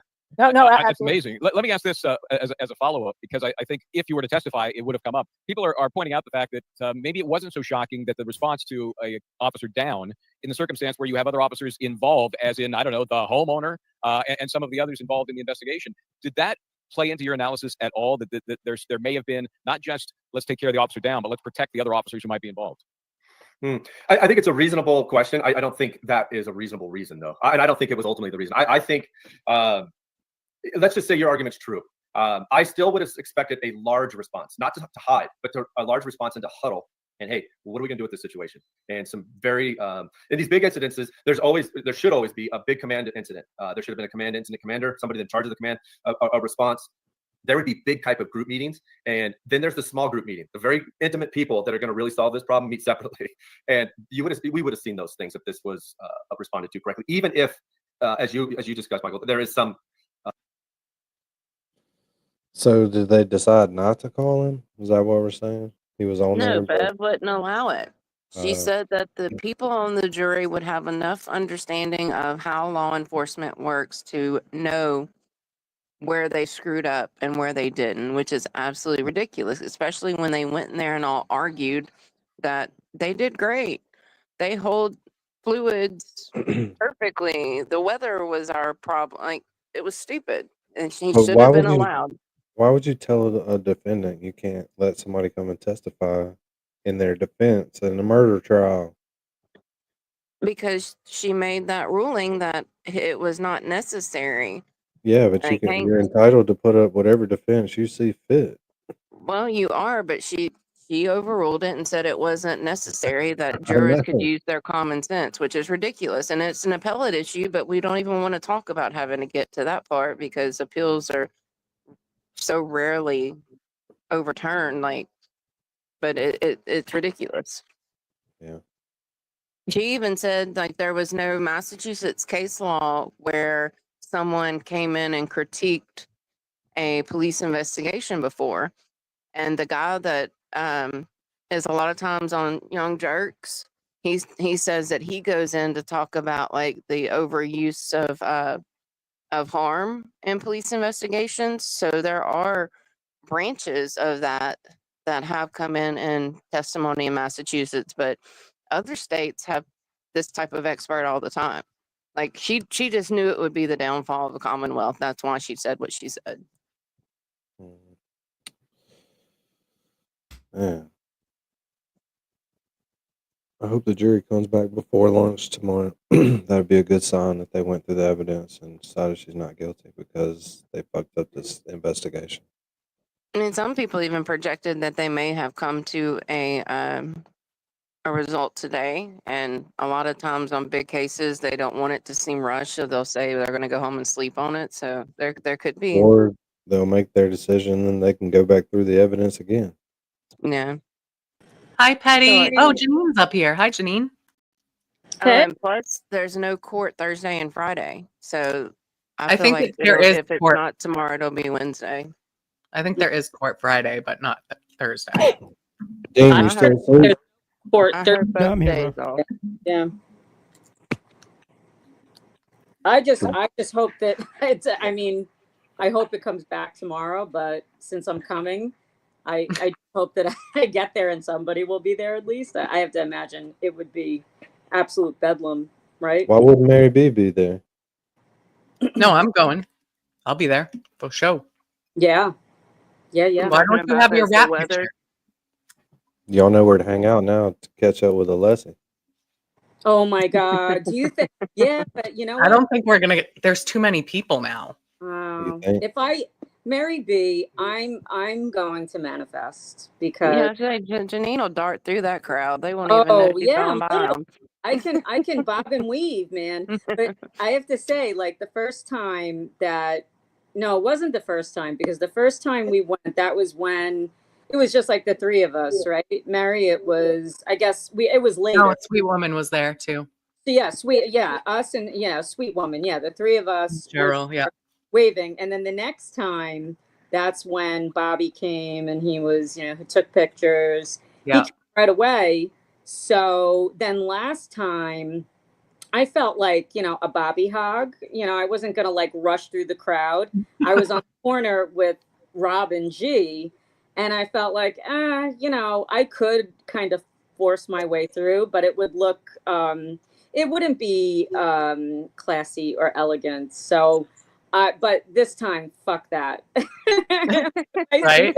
This is the last chance. It's my last chance. Well, maybe, I have to imagine that our paths will cross again. Who knows? Hopefully not in the courtroom. Not Yeah, something. hopefully it's at the big party. Yes, 100%. So, right. I am surprised. I actually was like, oh, Friday. I was like, oh my God, they didn't come back. They should be back by now. But Yeah, I didn't think there was any chance I was going to be able to go back, but I guess I'm going. Yeah. Janine's behind the times. She don't have her rat suit on. No, I don't. I'm still Wednesday. Even though it's Monday, I'm still Wednesday. Look at the chat. The chat's crazy. Everybody's got their rat on. I see I that. saw that they were referencing that in Glarish chat earlier today too. Yeah. Who said it? But I think it was Angel or Rob. It was someone who said, "I love seeing all the rat chats. Like chat rat pictures in Glarish chat." I was funny in Glarish chat today. He thought I was I funny. didn't get to watch or listen very long. I just went on, I think, at lunch and saw that comment. Yeah. I think Dean fell asleep. No, I'm here, dude. Oh, crap. Dean. Scared me. Yo. Scared me. You okay? Yeah, I'm good. Why the long face? It's the icon. Oh. Okay. You're right. So with Michael Easter, with regard to Michael Easter, and that was like I kind of lost it when Bev did that. I was like so fucked up angry. Like I could feel it pulsating through me. I was so angry because it would have been so helpful and so like poignant and just necessary. However, AJ found a way. He wove it in from his opening all the way through to his closing. And I believe that was a big fuck you to Bev. He forced And he her did that in both trials. I mean, you can't help but not use that, but this would have made it so much more clear. Right. Not to the same extent. Really, it wasn't and my feeling was that it wasn't to the same extent. He really focused on the lack of proper procedure, the lack of investigation, focused. Well, because they had to go with Bowden versus third party, but they kind of intertwined the two. Right. Focused on Proctor and just, I really felt like that emphasis was kind of like a fuck you. I mean, he came out of the gate. It was like a cannon. He came out like a cannonball. And I remember feeling that way in the opening. I was like, because it was fresh at that point, and we were all pissed off about it. Yeah, he even had a better argument during the defense's case in chief when they asked for Easter's motion to be reconsidered, because he said every law enforcement officer who got on the stand for the Commonwealth defended the job they did. Right. If they would have got up there and said, yeah, we were slacking, we don't ever do this, we shouldn't have done this, then she would have had a better argument for not allowing Easter. But when they get up there and defend themselves, it should have been easily a yes, Easter can testify. Right. Well, it should have always been a yes. Yeah, it should have always been. But what concerns me is with AJ addressing him for the cell phones, I'm wondering if there's something in what he found with the cell phones that either doesn't help the defense's case or that Brennan would know about, that he would be able to basically focus his cross-examination on what he did with cell phones versus the police investigation. Because why wouldn't they go ahead and call him for the cell phone stuff? She just denied him on the police investigation part. Right. That's true. Right. I feel like they needed someone on cell phones to try to contradict everything Burgess was saying, and then could possibly even get to the key cycles that way. Right. Because right now, I think that's the biggest thing left in the jury's mind.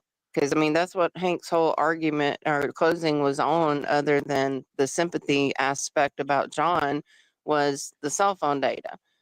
and the text stream data.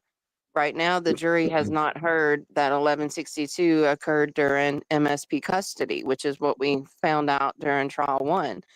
So no matter if they think he was hit or not, they believe that she backed up aggressively in front of 34 Fairview, one way or another. And did that cause John to fall? Did he get hit? Was he in the car when she backed up and she was dropping him off because she was mad that he wouldn't go home? I mean, I just wish they could have ruled that out this trial with this jury, and I think it would be a lot, like, really cut much more clear this time. Well, I mean, Lapisado said he wasn't hit, so it doesn't matter. Well, several people said he wasn't hit, but they didn't come back with a verdict Friday or today, and if they all believed he wasn't hit, they would have by now. Right. Well, No, they got to go through the evidence. That's a lot of shit. yeah. But I mean, if they all think he wasn't hit by a car based off testimony, to me, they would be back by now. Yeah, but she told them, do not come back in here. Right. Yeah. She said, Well, they don't come went back through in it here quickly quick. because it was unnecessary because they heard all the evidence. Yeah, but that's what she told them to do. So I want them to do it because I don't want people to be like, oh, they only deliberating an hour. Well, I mean, look at other cases where it wasn't necessary to deliberate because the case was that strong. Those I mean, judges didn't look them dead in the eye and said, OJ's don't come verdict back was in in here. 3 hours. Right. Well, that was a racially motivated. It was, but still, they weren't, admonished for No. taking a 6-month trial and having a jury verdict in 3 hours. Because Lancito was a disaster area. Well, That he's not the only one though. That's just the biggest one that comes to mind. But there's several that come back extremely quick when I it's know. really Right. obvious. So this may be I'm with Petty. a bad example, but like Kyle Rittenhouse, that I remember that was a few days. That was 3 days. Yeah. Yeah. And then somebody else in the chat mentions, and I'm sorry that I forgot the particular case. I wasn't familiar with it, but when that was being discussed, they were like, well, so and so, that was something like 72 hours. So it does happen. Hi, Pinky Promises. It does happen, and I was discouraged today. I really was convinced that it was going to happen today. So if it doesn't happen tomorrow, God forbid, I think I'll be really concerned. Pinky, she did not have a burner phone when she was texting Brian Higgins. When they did the whole Vanity Fair article, she talked about having a burner phone for her jail bag, like if they were to arrest her again, along with her medications, her number for her attorney and all that. Those were not done on a burner phone with Brian Higgins. Misty, what's up? Hi, Gingy. Hey, Misty. So do y'all want to finish this Easter or do y'all want to go ride turtles? I just have a quick oh shit, I forgot oh yes, I have a quick question, if I may, about did the 227 call, when Karen did the interview with Vanity Fair, they had their own expert verify that it happened. I'm wondering why is it that they couldn't have called that second? It could have been Easter. I don't know. Right. They could have called anyone. I mean, even the FBI said 227 happened. Their Quantico analysis said it happened. Right. So they could have called anyone, but I feel like it's one of those arguments that if both sides present, then they kind of cancel each other out and people don't know what to think.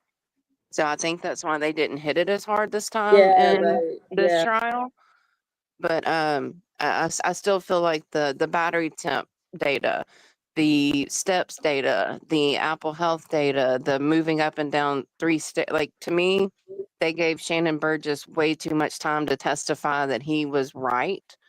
And then Hank hit that in his closing about, you can call him an idiot because he didn't update his CV or whatever, but he's the one who found the SD card that defense didn't find, which is not true.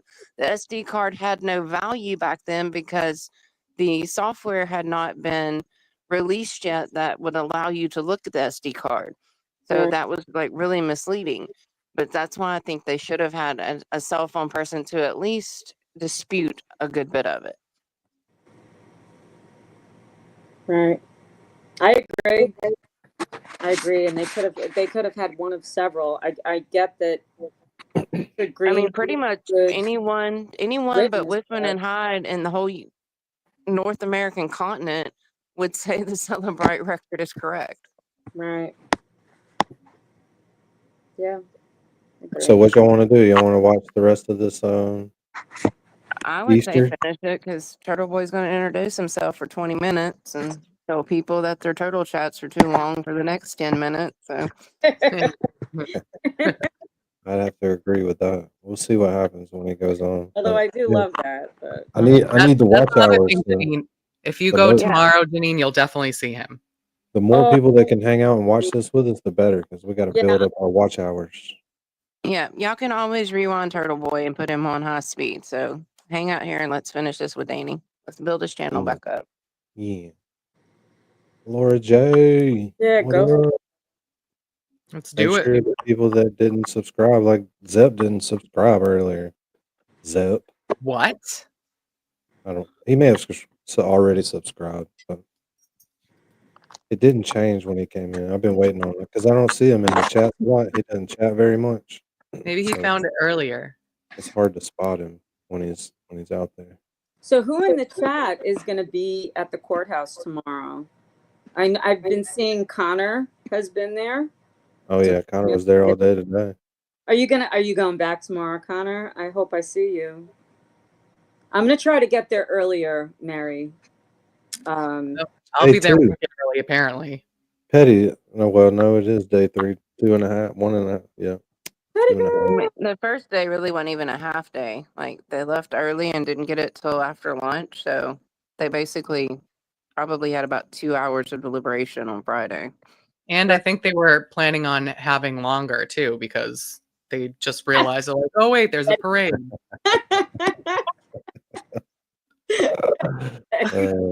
Love connection.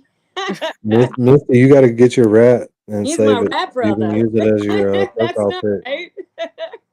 right. I love Johnny it. said he got a sunburn today, so he might not be ready for I a hope date you're there tomorrow. tomorrow, Connor. No, Connor's gonna go tomorrow, he said.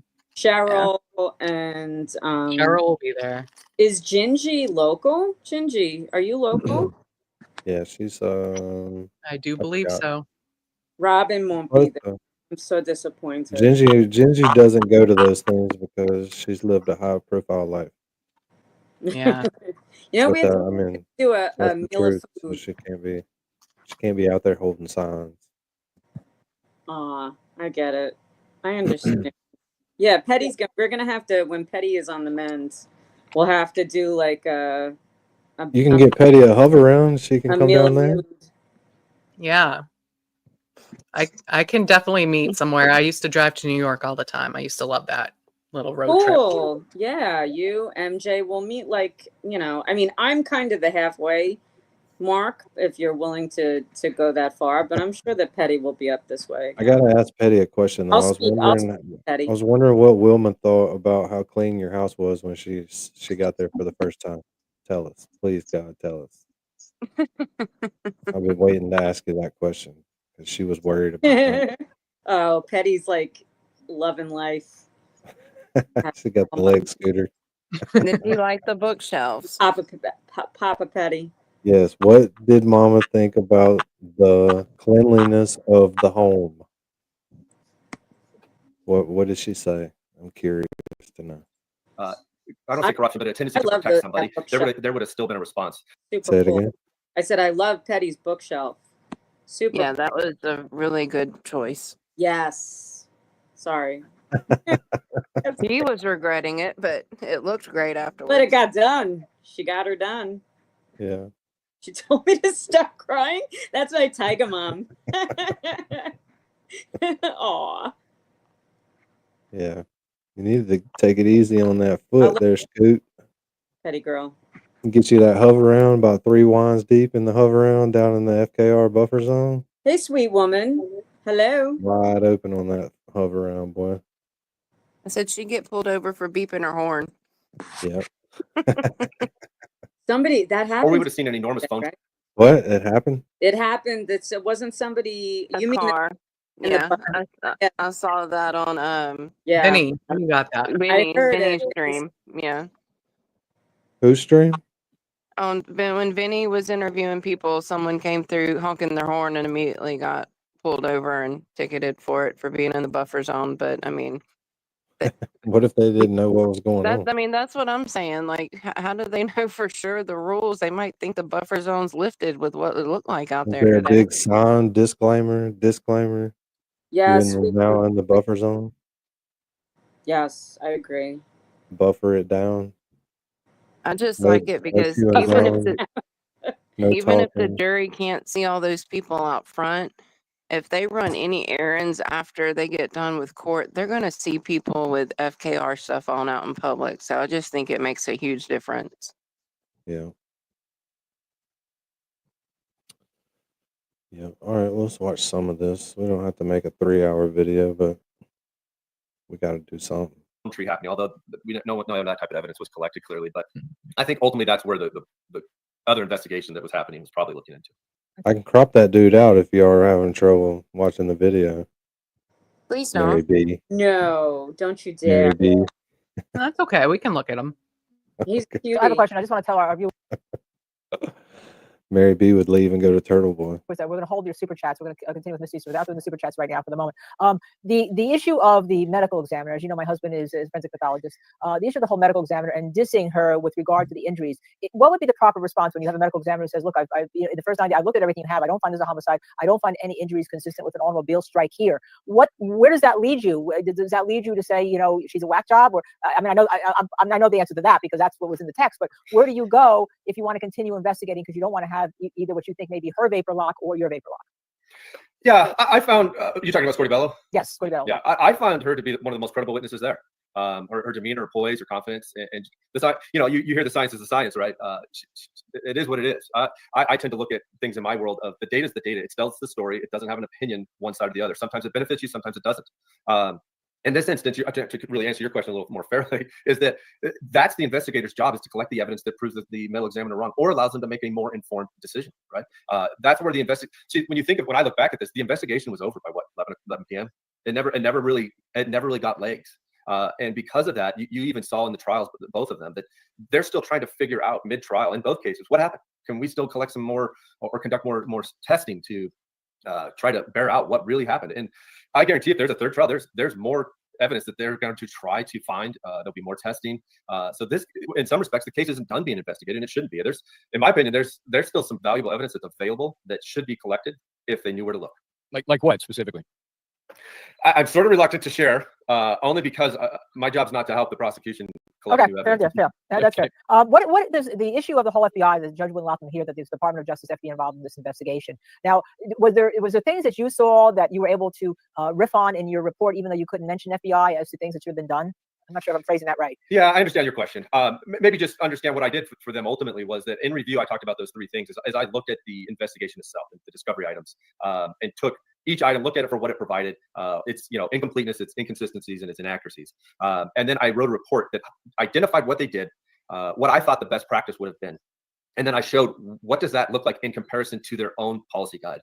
And I wrote an opinion that on those key elements. And I looked at crime scene response, crime scene management, documentation, investigative techniques or lack of investigative techniques that were used, the premature assignment of individuals at 34 Fairview as witnesses only, not as suspects, no chronological case file, no overarching, well-maintained case management from beginning to end. And ultimately, I think one of the critical flaws was no timeline. And you saw that now in those trials, is that they couldn't put the time together, and they're doing it after the fact with these witnesses on the stand to try to make sense of time. Time is, when I teach process for the Bureau, especially like a kidnapping or abduction, homicide cases, where I've worked, if you've seen them, clearly we all seen mass shootings. I worked at the Vegas, I worked Paddock's phone for that case. The number one thing is time. We need to establish a time from beginning to end and see where the evidence fits in the timeline. And when it doesn't fit, we need to understand, well, why? And that leads to follow-on investigation. Why doesn't this event fit in our timeline? Is our timeline off, or is this event that somebody recollected off? And we need to reconcile those things before we get to trial. You mentioned a couple things that are super important. One is something, a drum I've been beating all along, which is at the end of a trial, if you don't know what the hell happened, you know, how do you get beyond that to find any sort of guilt? But you mentioned, and I'll be honest about this, I've been known to poo-poo the cell phone data and how accurate it is and how reliable it is. And I think sometimes it's hard for a jury to embrace it as well. So how do you get them to believe? And you talk about, timelines not syncing up. They've heard everything in this case about what the data tells them or doesn't tell them. How do you get the jury to follow that science and understand and believe it? Right. You bring up a good point. I think it's important to make a distinction. When I say cell phone records, for me personally, I'm talking about the cell phone provider, and that would be Verizon, T-Mobile, AT&T, Sprint when they existed. I think in this case, the people kept referring to them as cell phone records, as the Celebrite or forensic extraction of the mobile devices themselves. I don't term those cell phone records. Those are forensic extraction. Cell phone records I look at more separately from the provider, and the times that come from those phone records are easy to sync up because we know what controls time in the cellular network. It's the switch for Verizon, for example. And so chronologically, we see those time events established, and we can replicate those by reattaching to the network very easily. I completely agree with you, Michael, on the Celebrate stuff. I couldn't agree more. In fact, I find, and I don't want to poo-poo Celebrate because I think the tool is amazing, but it's amazing for a couple things. It's amazing for content, your call list, and like I would say searches of the internet. It's horrible, absolutely horrible at times.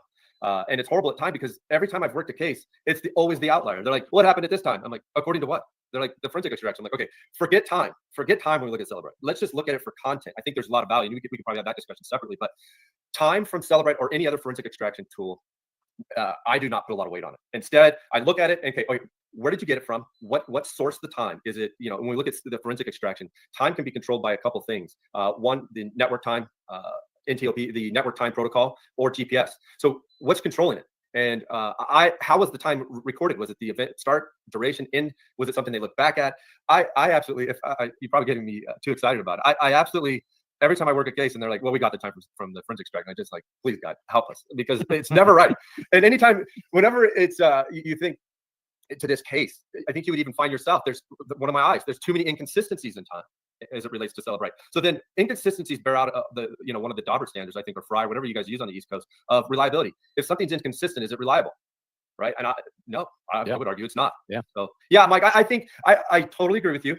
I think if you could look past time, the forensic extractions are great for content, photos especially. I've worked so many cases where kidnappers have photographed their victims or photographed evidence that they stole, that kind of stuff. So even text content, the names of people that are on their phone tree, because sometimes that's it'll say killer 2, and it's like perfect. That's exactly what we wanted it to say. That kind of stuff. How about the apps? I know when we were doing Aaron Hernandez, there was an issue about whether the app's time was correct versus all the apps seem to have different times versus the time that was done from the extractions. How does that play in, and was that done here? Yeah, I think it's interesting. I think. What's up, Gary Kid? Mary B, you there? Mary What up, B, Gary? Maybe on a snack run. I am definitely eating snacks. That's totally what I'm right now. He has another admirer. And y'all No, know that that's my if friend. it was up to me, you could all have a wrench, but I don't think we can do that. But Robin G's always moderating, so she can be a mod. Gary will be with me tomorrow. Oh, that's who's coming with you, huh? Oh, Gary going to the courthouse. Cool. Oh yeah. Get tomorrow, Gary. It'd be crazy down there if when they read that verdict. I know. That's what I want to be there for. I didn't think I was going to have a chance. Right. Yeah. Me too. I was hoping for today, honestly, but Yeah, I was same here, but I get to be there now. Hold on, I got to go put this ice cream away because Fiona's bringing all over me. Well, if you see somebody in the chat now, they've been subscribed for 20 minutes, which seems like a long time. Oh, why Does did seem you like end a up long doing it that way? Isn't that It's still not showing it to me. Gary may have already been subbed or something. Go away. All right, now I'm back. Cherry said it. Maybe you got to make sure you get a I picture see. of Gary signed to share with us. Oh yes, yeah. I printed out some pictures of DePietro for the sign, so I'm interested to see the finished product. Oh my God, really? Yeah, I took a couple screenshots and then I printed them out for his sign. Oh boy. Oh, yes. It's gonna be And I'm good. supposed to make one too, but like I don't know how to. I'm not artsy, and I don't know what to write on it. Yeah. Because I want to keep it like not saying anything about Karen, so that I can hold it up and the buffer like beyond the buffer zone. Right. Yeah, it'll come to you. Yeah. I'll make Danny, some. where did Toy post the rat chat pictures, the most recent, where people can go and pull theirs off? Do you remember? I don't.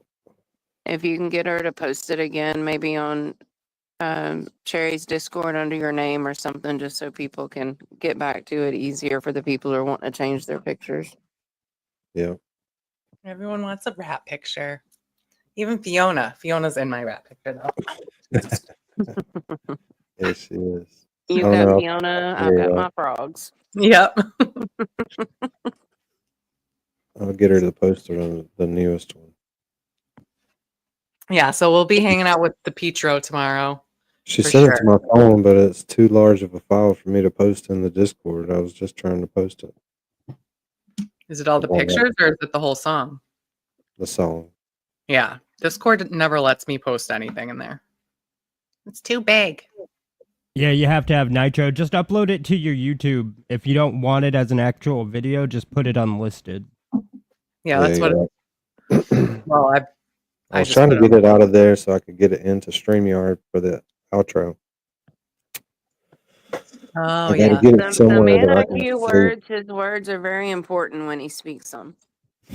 Thank you. Yes. I think one of my fellow, my peers, the guy I used to work with, testified in that case. So I hopefully I don't say something that's different than what he said. Well, I had the two. No, we had the two not guilty on the double murder, so we didn't have Okay. the first case. We didn't have the first case with the where he was convicted. We had the not guilty case, which was after the first case was Okay, convicted. okay, And we had all the right. double I don't want to contradict prior testimony from a colleague. I think what I would say then is, what was the app collecting? Oftentimes, the user gives permission for the app to collect location information, and then what is the derivative of the evidence collected from the app? Did they use it for source location information? Then you should accept that the app time is GPS time, right? So it really would depend on what you're collecting from the app.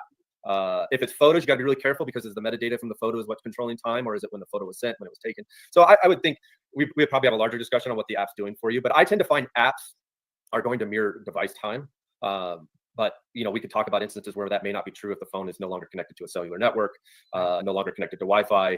I mean, there's some nuances. I wouldn't say there's always the one answer is the right answer. There, it would, maybe I'm hedging my bets here, but just saying. No, and then gets on. People have the app open. There's no Wi-Fi. They can't. The app doesn't record, and then they come to a place that the Wi-Fi or something is, and it does record, and then that gets all confused. Yeah, that's the I agree with you. right? Yeah.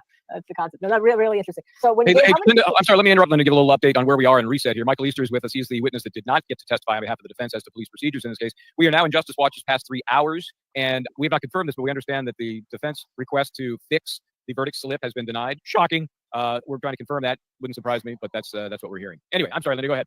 No, I just had, when you gave your final conclusions and opinions, how many opinions did you give at the very end with regard to what we call the Bowden defense? Because that's how Alan Jackson wanted to use you, that you can't trust the messenger here because, how they got to giving the message was really, it's a legal term, screwed up. And therefore it's an improper and incomplete investigation. And you need the specifics from you to say that. So what were your final specific 3 opinions, if you're allowed to get them, if you think you're allowed to get them? Yeah, I sort of want to be careful, and I think you realize why. I think generally speaking, my report laid out opinions based on those 3 things that I already discussed, which is what did they do, what was the best practice, and is it what they did inconsistent with the best practice and inconsistent with their own policy guide? And then I offered a conclusion of what I think ultimately those 3 I's, the incompleteness, inconsistency, and inaccuracies, how that led to their final conclusion, and whether you want to call it improper or not. Ultimately, those steps, I believe, created a final outcome that makes it hard to trust that the process was accurate, consistent, and yielded the correct suspect.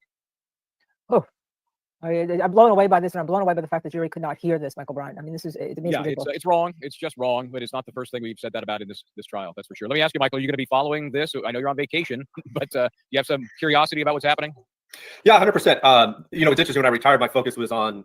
You retired at what, 35? What do you mean retired? I'm actually in my 50s, but yes, I retired with the focus of starting my own company to provide, cell side and other location investigative assistance and trial and expert. What I found, and I never really thought about this sort of concept of providing investigative review, for lack of a better term, but it surprisingly has become up more and more since I've retired, is, because I've worked so much in hundreds and thousands of cases, is that just look at it, Mike, tell us what you think. And it's not something I expected to do, but I sort of enjoy. And what's interesting is I've worked one recently where I looked at it, I was like, wow, great job. They did a really good investigation. And my response to the attorney was, have they offered you a deal? Because you might want to consider one. This is an incredible case. They did an amazing job. You know, it goes back to Mike, and it is if you do a really good case and you have great process, you have a great case management, the way you collected evidence, and it's easy and easy to navigate and absorb what happened, a great timeline. When you look at it as a on the other side now as a defense, it's like, oof, these people are prepared. I don't know if I want to go to trial with these people. Maybe I should consider a plea. Hey, client, this doesn't look good for you. Where this case, you don't see any of that. And I think that's sort of, yeah, it's tragic, I think, ultimately. And I think the tragedy is that, you know, this should have been done not only to the process or proper, but it should have been over the top done for John Keefe. That's how we would have done it. You would have been, these guys went over investigated the case, not under investigated. Yeah. And I think if we sit there and watch this trial, we think about the O'Keefe family and we think about how they're all in on this prosecution. And yet, was it really an investigation they should be proud of, consistent and confident in, that the real criminal has been found, if there is one? And I think the answer is no. And I feel for them because they're not going to get the justice that they really deserve. Yeah, I totally agree. And when you watch I think, you know, I was prohibited from watching this trial, but I tried to catch up a little bit the other day after I realized I wasn't getting called. But when you look at the last trial, watching that family sit there, I've been on this side of the government for a long time, clearly, and interacted with many victim families. And I remember working a young girl that was working at a liquor store, and she was shot point blank in the face. And that case was so devastating. The letter the mom wrote me after we found the three suspects, I keep it, and sometimes I still read it. It's just so, as a father of three kids myself and my own two daughters, it broke me to read her letter and to see the grief. And that grief exists for them. You know, you probably would expect after this to be a wrongful death suit against Karen, but there should be a wrongful investigation suit against Canton PD in Massachusetts. They should sue them, because ultimately it's their job to collect the evidence, identify suspects, and eliminate suspects, and come to the ultimate conclusion of who did it in a fair process. Yeah. I have two comments. One really is a comment. The comment you made before about how you advise lawyers and all on it. I always tell people that a lot of times you hire experts to give them advice, because sometimes your expert will say, hey, you know, get the plea deal here, and you can go armed with that opinion by somebody like you. It's not that when people ask, how many cases have you been hired on? You want to be in a high profile case? No, you're giving that knowledge to the lawyer to give it to the client so they can make an informed judgment. So that really is extremely, extremely important. And the second thing is, you started your own company. Is there a link that we can post for your own company as to what it is, where it is, and where they can find your CV, et cetera, et cetera, et cetera? Yeah, I'd be happy to provide something if you guys wanted to post it later. I'm not sure how I would do it right at this moment, but he's on vacation. Come on, Linda. Yeah, we would like to do that. And the funny thing is, we have everybody in this. I don't know if you found this. I've named people, like they've named Dr. Wolf, Crash Daddy. We had Steve Plord, who was in California, who's a major accident reconstruction on this, who's been going on and talking to us honestly about what the police didn't do and didn't do. He was spent 45 years with the California Highway Patrol, and his opinion too, this was an absolutely abomination of an investigation. And he's been named Crash Lord Plord. So I'm not sure how our viewers are going to name you. I don't know if they're going to call you a police daddy. I've seen a few suggestions here. We'll have to see how that comes down. So Daddy Easter. Daddy Easter. You know, that Investigation Daddy. Several vehicle homicides, people trying to get across the freeway or hit by a vehicle. CHP, that was sort of what I compared this crash investigation to, because ultimately it has to be a crash investigation, which no one ever really conducted until years later, seems like. Minus Trooper Paul, his attempt at that, we could probably spend a whole show on Trooper Paul. But the CHP is incredible at this. They do an amazing job. I've never, the amount of effort that they go into crash reconstruction is incredible. CSP is an incredible organization for that. Yeah, and we could tell that, and he was pretty honest. He even talked about something about we didn't even know about the diffusers and the light, that they're so far deep in there that to get in there, you really have to get in and actually break them. You know, a small hit, a side hit, it's not going to break those diffusers. Something I didn't even know about, that I was learning from. All right, here's the newest one. Maybe after listening to this, she'll come hang out. I don't know if she's on the phone with my granddaughters or not. I think she might be. Aww. But here we go.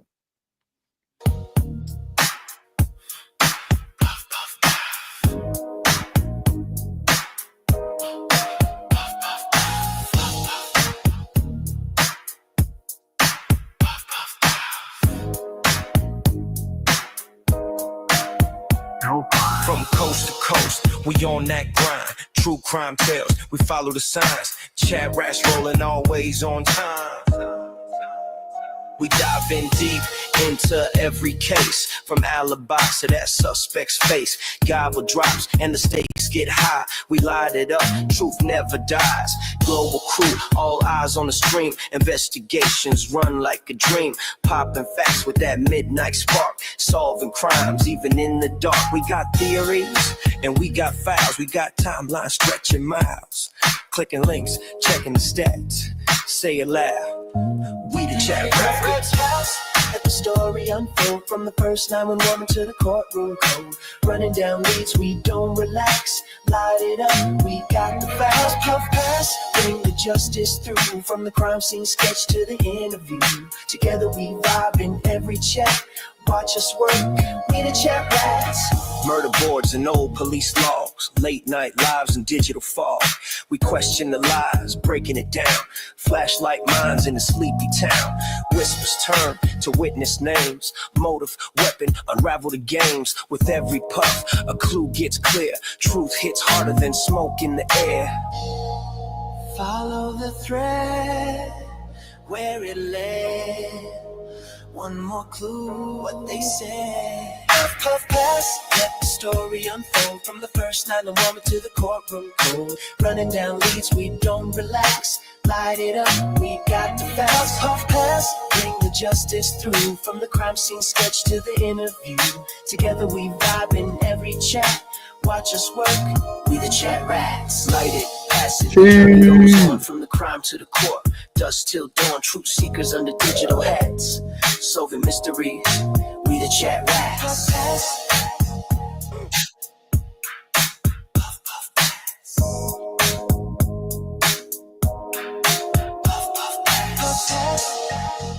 Nice job, Toy. That's awesome. Yeah, that's good. That's I a like new all the new song rap. and everything. That's a new song and everything. Yeah, I like Some that. people's got updated in that one. Yeah, I'm cool with my original. Yeah. I think Laleen must have got a phone call or something. She came back. She disappeared. She came back again. And then she disappeared again. She hates us. No, I'm just kidding. She loves it here, like everyone Oh, does. God. Hold on. Sorry. Happening. Nothing. Nothing's happening. Pay attention to everything but the man behind the Karen curtain. Reed couldn't drive around in her Lexus by their account of influence. Pay You know, Gary attention Roberts driving to the around. man And you look at some of these behind videos, the the roads were pretty curtain. empty, but you know what's driving around with snowplows. And having worked some very remote locations, you know what you're doing is people that are getting around, hey, give me a ride. I need to get somewhere. Like when they say they couldn't go back to the police station, there was a mile and a half to get proper evidence collection bags. Why don't you ask one of the snowplows, hey, go back to the PD. One of the people at the police department is going to give you some evidence collection equipment. You're going to bring it back here, right? Yes. Thank you. Or one Right, of the other folks that should have been there to help. And I mean, it's just laughable. Right. And you'll be happy to know now that they've had the audits. You know, they did an audit of the whole process. Now they've put little baby CSI kits in the different squads. Right. So at least Yeah. they have. Let's just examine Toy's work. Toys is really nice. There's Petty's. Yeah. Chilling. Got the podcast popping. Mary B. Brought a little work home with her. Boots on the ground, Massachusetts. Nice. Lolling got the frogs. TNA shirt. Rat House Media. The DNA. Cherry. That's Cherry, exactly how I Cherry. pictured Cherry. Yeah. Dean. Oh, Dean. Yeah, Dean's got two. There's Oh, yeah, Toy. he's got the half shirt, right? Everybody say hey to my wife. Hey, She finally Toy. showed off. Great job. Good rap. We on that We're grind. examining. Oh, there's Connor's little broken leg. Got the little cheese over there ready. Got the snacks ready and shit. True crime tales. We follow the signs. ChatRats rolling. Exactly how I think MJ's sitting there MJ watching. with 800 animals. Yes, animals everywhere. Pissed off at Dakota. Always on time. Prince Lover. Got the retro. Loves Prince. Yeah, loves Prince. Got the Texas in there. Got a little rat, got a little mouse right there. We dive in deep into every case. Clark. There's Clerk. I like the Clark lime the green Clark. sweatshirt. Yeah, that's cool. From alibis to that suspect's face.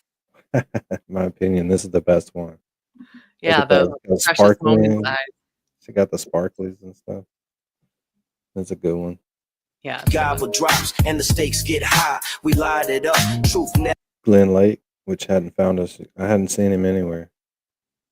Yeah. Not, Where's he not been? even in Bianca Triple. Dies. Global crew, all eyes on Angel. Angel, love that. Angel got the wings. Special Mhm. request. the stream. Investigations run like a dream. Janine. Janine, you still here? Yes, I'm making my bed. I'm sorry. I love your new rat. You got your new rat. I love Metallica. Thank you, Toy. Got the Janine and the Metallica lettering. Yep. Your nice little sunset behind you. Popping facts with that midnight spark. Love it. JD got the camo and the parachutes.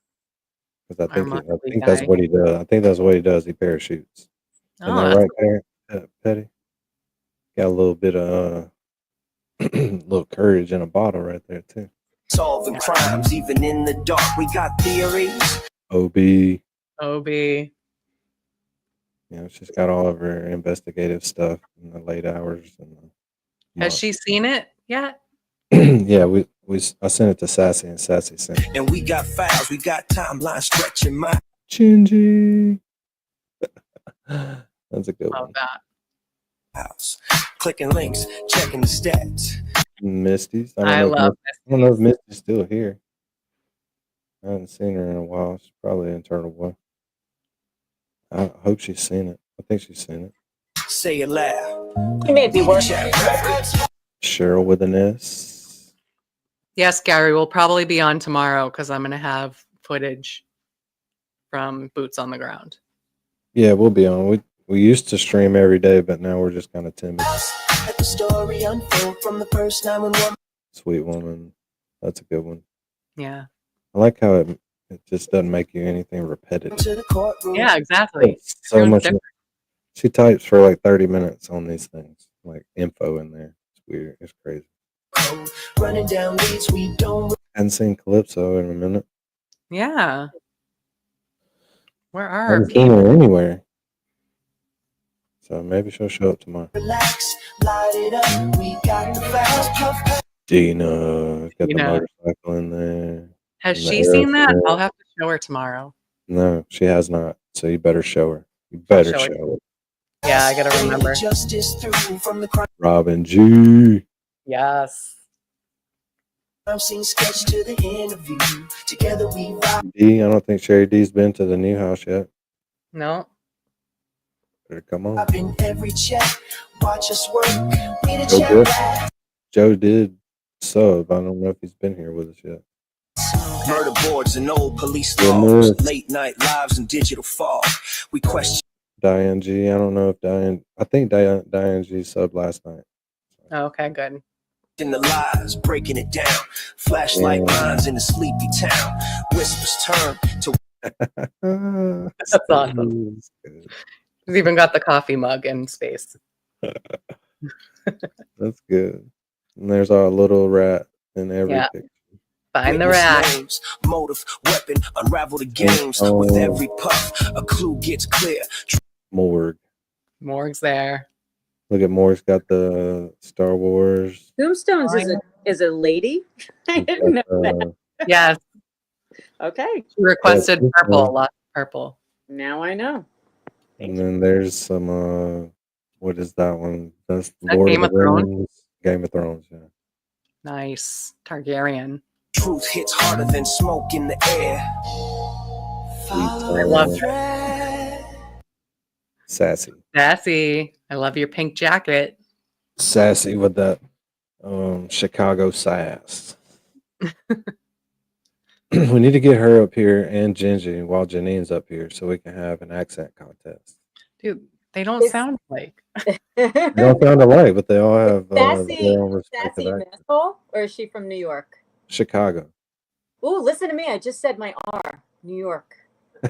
Yeah, sometimes it It happens. happens. Sometimes it does. Yeah. I down myself. Anyway. Where it lay. Now this is fucking hilarious right here. He's alive in our hearts. Randy. Risky Randy has a rat. Get well You soon, better. Randy. Yeah. Get well soon. One more clue, what they said. Mark, Puff Mark pass, Harris. let the story unfold from the Case. Nice. first time I wanted to the courtroom cold, running down. This one is unassigned. Oh, I was gonna say, who is this? That's the lurker. That's lurker chat right. Oh, okay. We don't relax, light it up. Well, Zeb was here earlier before we showed the song, so maybe Oh. he'll see it because he was a rewatcher on the other channel. So he was a rewatch crew. There was a lot of people rewatching this crap. I don't know who's doing it, but they were doing it. Got to fast, puff pass, bring the justice. Mary Whitcomb. I haven't seen her in a while. No, I saw her this morning. Oh, okay, that's good. She's in Yeah, town. that's where I need to find Yeah, I miss Mary. I haven't seen her either. I wonder, She's she's in local Dixon. too, right? Could she possibly come to the courthouse? I think she's I up don't think transportation. she gets around that well. Yes. Okay. I think she has. She went with Cheryl once, so but she said she was like down for a few days after that. What, Cheryl or Mary? Cheryl with an S. Oh, She Cheryl. rode with Cheryl because she was telling us, remember how Cheryl She went got over over 3 9 lanes. just got over 9 lanes. Gotta do it. Gotta get to where you're going. From the crime scene sketch to the interview. That's a good one because I Yeah, like that the is Care Bears. The Care Bear like rat is a good one. I hope Care B's still here. But she's probably riding turtles, which we're fixing to go there soon. Yeah. Together we vibe in every chat. Watch us work. Yellow got that realistic rat. Yeah, that's like We need a river rat. that's like a Pixar. Yeah, that's good. We the chat rats. Light it. Come on, man. Come on, man. Oh yeah. You know that's We the can't best have one. the video anymore, so we gotta have the crazy eye That's cheese. the best one ever. Crazy eye cheese. I like his cheese pen. Cheese. He's the true chat rat. The journey goes on from the crime to the court. Dust till. I don't know who that is. That's half robot rat, chat rat. Is that another lurker? Phantom of the Opera rat. Mhm. He's hot and he's cold. I love it. That's cyborg. Cyborg chat rat. All right. Truth seekers under digital hats. Solving mystery. We the chat rats. And that's smoke. If y'all didn't know. Oh. Smoke. Just smoke. Terminator rat. Yes. I'll be back. I'll be back. We don't have a lot of this left. I ain't going nowhere. I don't feel like it. You know, it's interesting. When I saw that, I was just shocked. I was like, I haven't. When I worked at gang task force, a gang and drug task force for about 8 years, and you know what I had in the trunk of my car? An evidence collection kit, because at any moment you're probably going to collect some drug or weapons from people, and you have to collect it properly. If you don't start at the beginning being prepared, you become unprepared, right? So, absolutely. You know, you brought up the vehicle again, and I wish I could share something that I saw in the evidence that if they would have collected, I think would have asked a lot of questions. Well, don't tell us now. It's a not guilty verdict. It's a not guilty verdict. Yeah, I mean, ultimately, they missed things that it's interesting. They sent preservations for things that never followed up. And that's indicative of what we talked about earlier, is that by the 2 o'clock briefing that they probably had, they'd already decided who did it and never went back to collect things that they had sent preservation letters for. Yeah.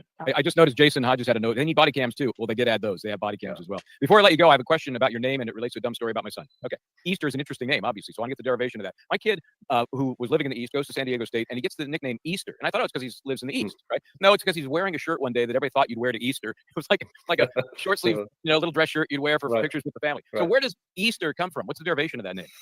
That's a great question. My dad's family's German, but people keep telling me I look Italian, so I don't know. If you want to make the story even funnier, is my dad's was a reverend or a pastor, so the name Easter, obviously you go see a Reverend Easter for Easter. Yeah. Yes, and what my youngest sister was actually born on Easter Sunday, believe it or not, one year. So you can't make these things up. But yeah, you know, growing up, I wasn't called Easter. I was called Christmas. I don't know why. Anything, just another holiday. That's funny. It could have been worse. It could have been Halloween or something. It could have been Flag Day. I even get today, people, which is funny, is my name's spelled just like, you know, Easter. I usually say Easter like the holiday. And people always look at me cross-eyed. I'm like, really? How about Easter Bunny? They're like, and it's like, what are we talking? Everyone's most of the time it's not Easter, it's Esther. And I don't get it. But whatever. Well, we put our thumbneld on because we didn't want any chance that you couldn't cut on and somebody would say, you know, there's some kind of gag order because it's not. But so we held it, but we put on our, and if you were smart, I think somebody figured out Easter Monday verdict question mark. We just said, yeah. I thought it was sort of a play on the Easter Sunday concept, but yeah. I mean, clearly I have limitations of what I would discuss just professionally because that's their evidence, their request. I think in general we can have a general discussion about it. I was not a witness in the case. I'm not aware of any gag order. Right, you're not a witness. But clearly I don't have opinions that I would offer that I think would violate that trust. And ultimately I can't have opinions about the FBI investigation because of non-disclosure agreement. So, you know, our discussion is general topics. Yeah, and I've been bugging Mike for a while, so we are so happy that you took the opportunity, especially when you sent me that first note. I'm on vacation. I immediately was thinking, okay, a week or two, we'll get back to him. And you were complaining you didn't have a suit. I think I don't see anybody complaining about your attire. Not one person. So, but yeah, I didn't bring a suit and didn't bring a collared shirt on vacation. So good for you. That's the way it should be. That's the way it should be. Right. So anyhow, so we hope to try to get you back with if there's a jury verdict, get your opinion, especially if it's not guilty. But, I would love to discuss it again if you have other matters that you're interested in discussing. I mean, this is an area that you would think I would walk away from the law and that stuff. But, you know, for the last decade of my career with the FBI, I taught witness testimony. I taught agents and investigators across the country how to be good witnesses. And so the interaction with lawyers and the courts is super interesting to me. I wish, in some ways, my wife, because she should have gone to law school. And I love the discussion. People think of it as an argument, but I think of it more of so I grew up as an athlete and being a competitor. And court to me is a competition of wits. It's like a battle of the minds, and how do we interact with each other? And so what's interesting is you see, like, even in this case, people would be like, oh, they prepared you to testify. And the reality is it was sort of looked at as like this icky sort of moment. But the reality is that both sides do it. Both sides prepare their witness. And oftentimes I even tell when I teach witnesses, it's not just as much a preparation for you as a witness. It's a preparation for the attorney of how they should be asking you questions. What's your style for your going to response, so that they're asking you questions that one, you know the answer to, and one that you're capable of opining upon.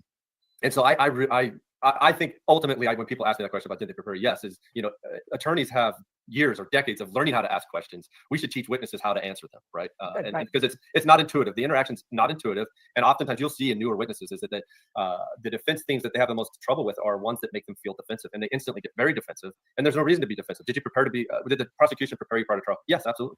That's it. There's nothing to be defensive about. Of course, when I get asked that question, yes, absolutely. Every time I like to do that. It's a very important aspect of being an expert witness, helping prepare and provide. I had one guy. You provided a direct script to the prosecution. Absolutely, I do it every time. Interesting. Have you had a ham sandwich lately? Yeah, right. Don't get the bureau in.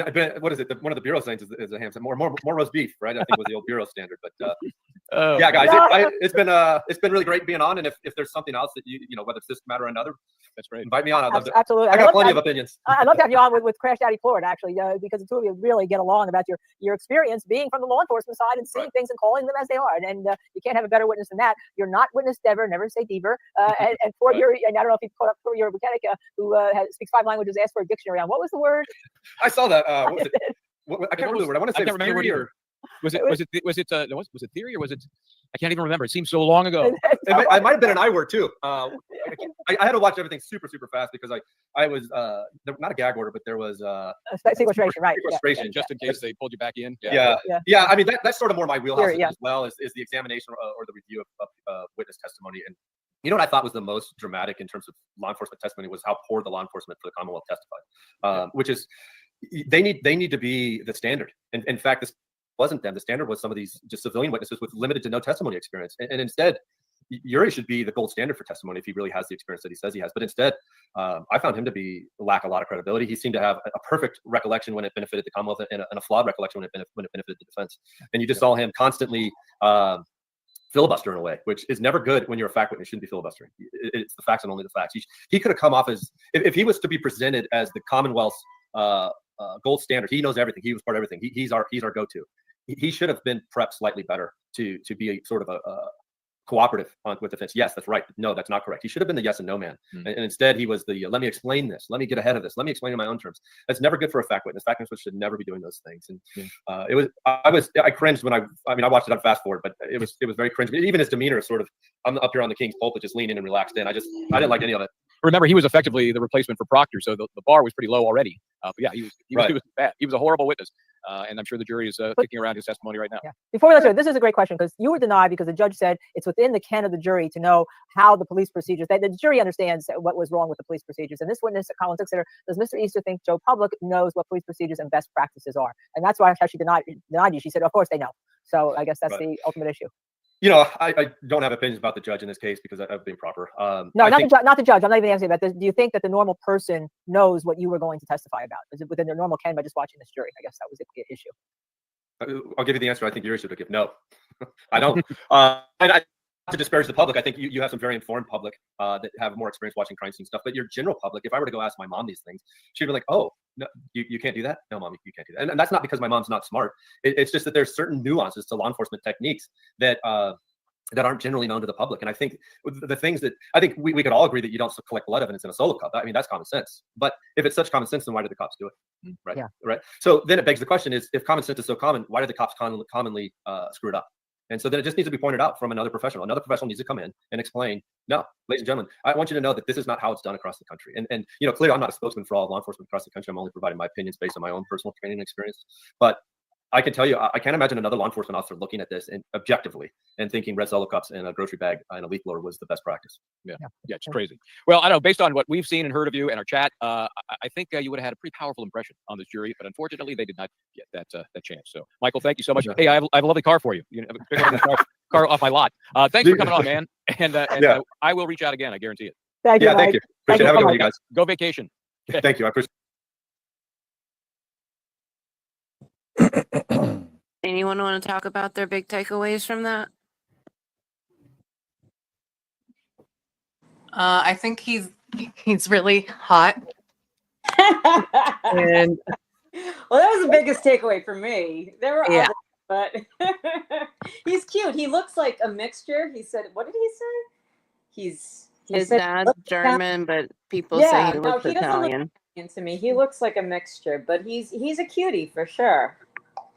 I concur, Mary. Well, Lynn was talking about the substance of the damn video. And if y'all aren't going to, then I'm going to put in my 2 cents because I thought what he said about Yuri Buchanan was extremely Lyn's interesting. used to watching LYK, so that guy's not really affecting her that much.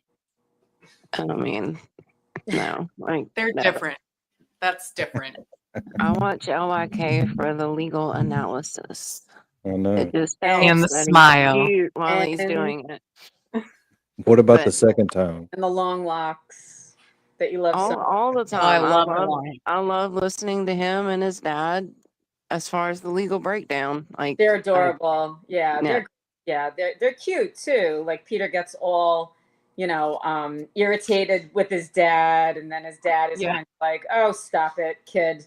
It's so cute. One Yeah, I thing love that. say, Laurleen,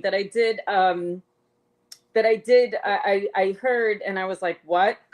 That he said or he implied that the missteps and the nonsense and the lack of investigation was kind of like innocent, that it wasn't malevolent, which I feel like maybe he has to say that because he has. I heard him say that he wouldn't opine as to what it was. That he has seen corruption and negligence and incompetence before, and he wouldn't opine to what this was. Right. Okay. But what was interesting to me, I guess, was how he broke down Yuri's testimony at the end and how embarrassed he was and cringeworthy that was even for him, and how he should have been prepped better. But then he also mentioned the non-disclosure agreement with the FBI. So we know that the discovery he was given by the Commonwealth included the FOIA information. Like he got to look at the FBI's investigation, which is extremely interesting to me. Yes. And then the last thing is when I had to leave earlier, he was talking about that the O'Keefes have a very strong civil suit against the police department. And I'm wondering if they're going to pursue it if she's found not guilty. Because, they've got the civil suits against Karen and the bar. Well, no matter how those go, will they file civil suits against Canton and MSB? I wonder, well, if they do, it will have been because they are greedy as fuck and it's all about money because, you know, thus far they have not, you know, said a peep about their, you know, their displeasure with anything But regarding the they police may be also hoping it's going to be a guilty verdict before they go that route. I don't know. Could be. They got to be It crazy. was just interesting for him to say that about the civil suit, that they had a very strong civil suit against the police departments involved in Right. this investigation. As the next of kin, right? So that would Yeah. stand to reason. Right, that'll be I mean, interesting. they're not admitting that Karen didn't do it, but they could be saying if y'all would have done your jobs, y'all could have proved it in a court of law. Karen did it, you know? Right. Well, yeah. I mean, I have some feelings about that too. Yeah, my feeling, and this is an unpopular opinion. My feeling is that the O'Keefes know exactly what the fuck happened to John.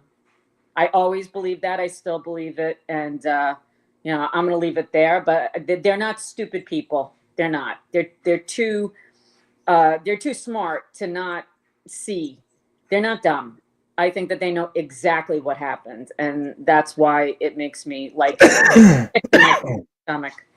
I don't know. I'm torn. I feel like that they want to think the best for law enforcement just based off of John being third generation law enforcement in their family, and don't want to think that anything nefarious happened as far as law enforcement or these people who instantly befriended them afterwards because they already had a disdain for Karen, or at least some of them did. I think they might be so blinded by that they're not they're like, they look at the evidence of the lack of impact and say, well, just because it's not a common impact and not common injuries doesn't mean it didn't happen, because the timeline is really tight as far as the cell phone data and text stream data. Like, they could argue to themselves, like this inner turmoil thing, that I believe that they think that it happened personally. I mean, respectfully, I disagree. I don't think they believe that.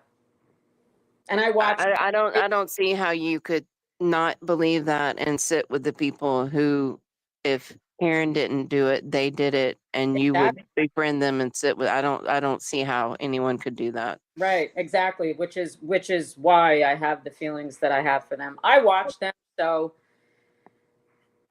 through the testimony, both trials, and you know, the openings and the closings, I zoom in as much as I can on the parents. I mean, Paul is an absolute imbecile, in my opinion, but I watch them. I watch their reactions. I watch their body language, and I personally, this is just my personal opinion, I think they know exactly what happens.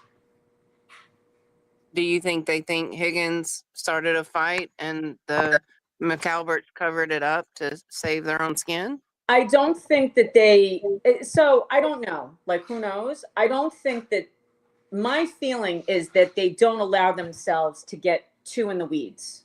And I think that's how this is just my feeling. This is all just opinion. But I've been around grieving parents. My own two parents were grieving parents. And I've been around plenty of parents that have gone through loss, and not one person is the same with loss. That said, and it's just my intuition, I don't think that they've gotten too deep into the weeds about any of it. That's just my read on them. But I also don't believe that they're imbeciles. And I believe that they know, basically they know what happened. I totally believe that John Sr. knows that Karen didn't. That's what I was about to say. The only one that I have a feeling is not on board with what they're doing is the dad.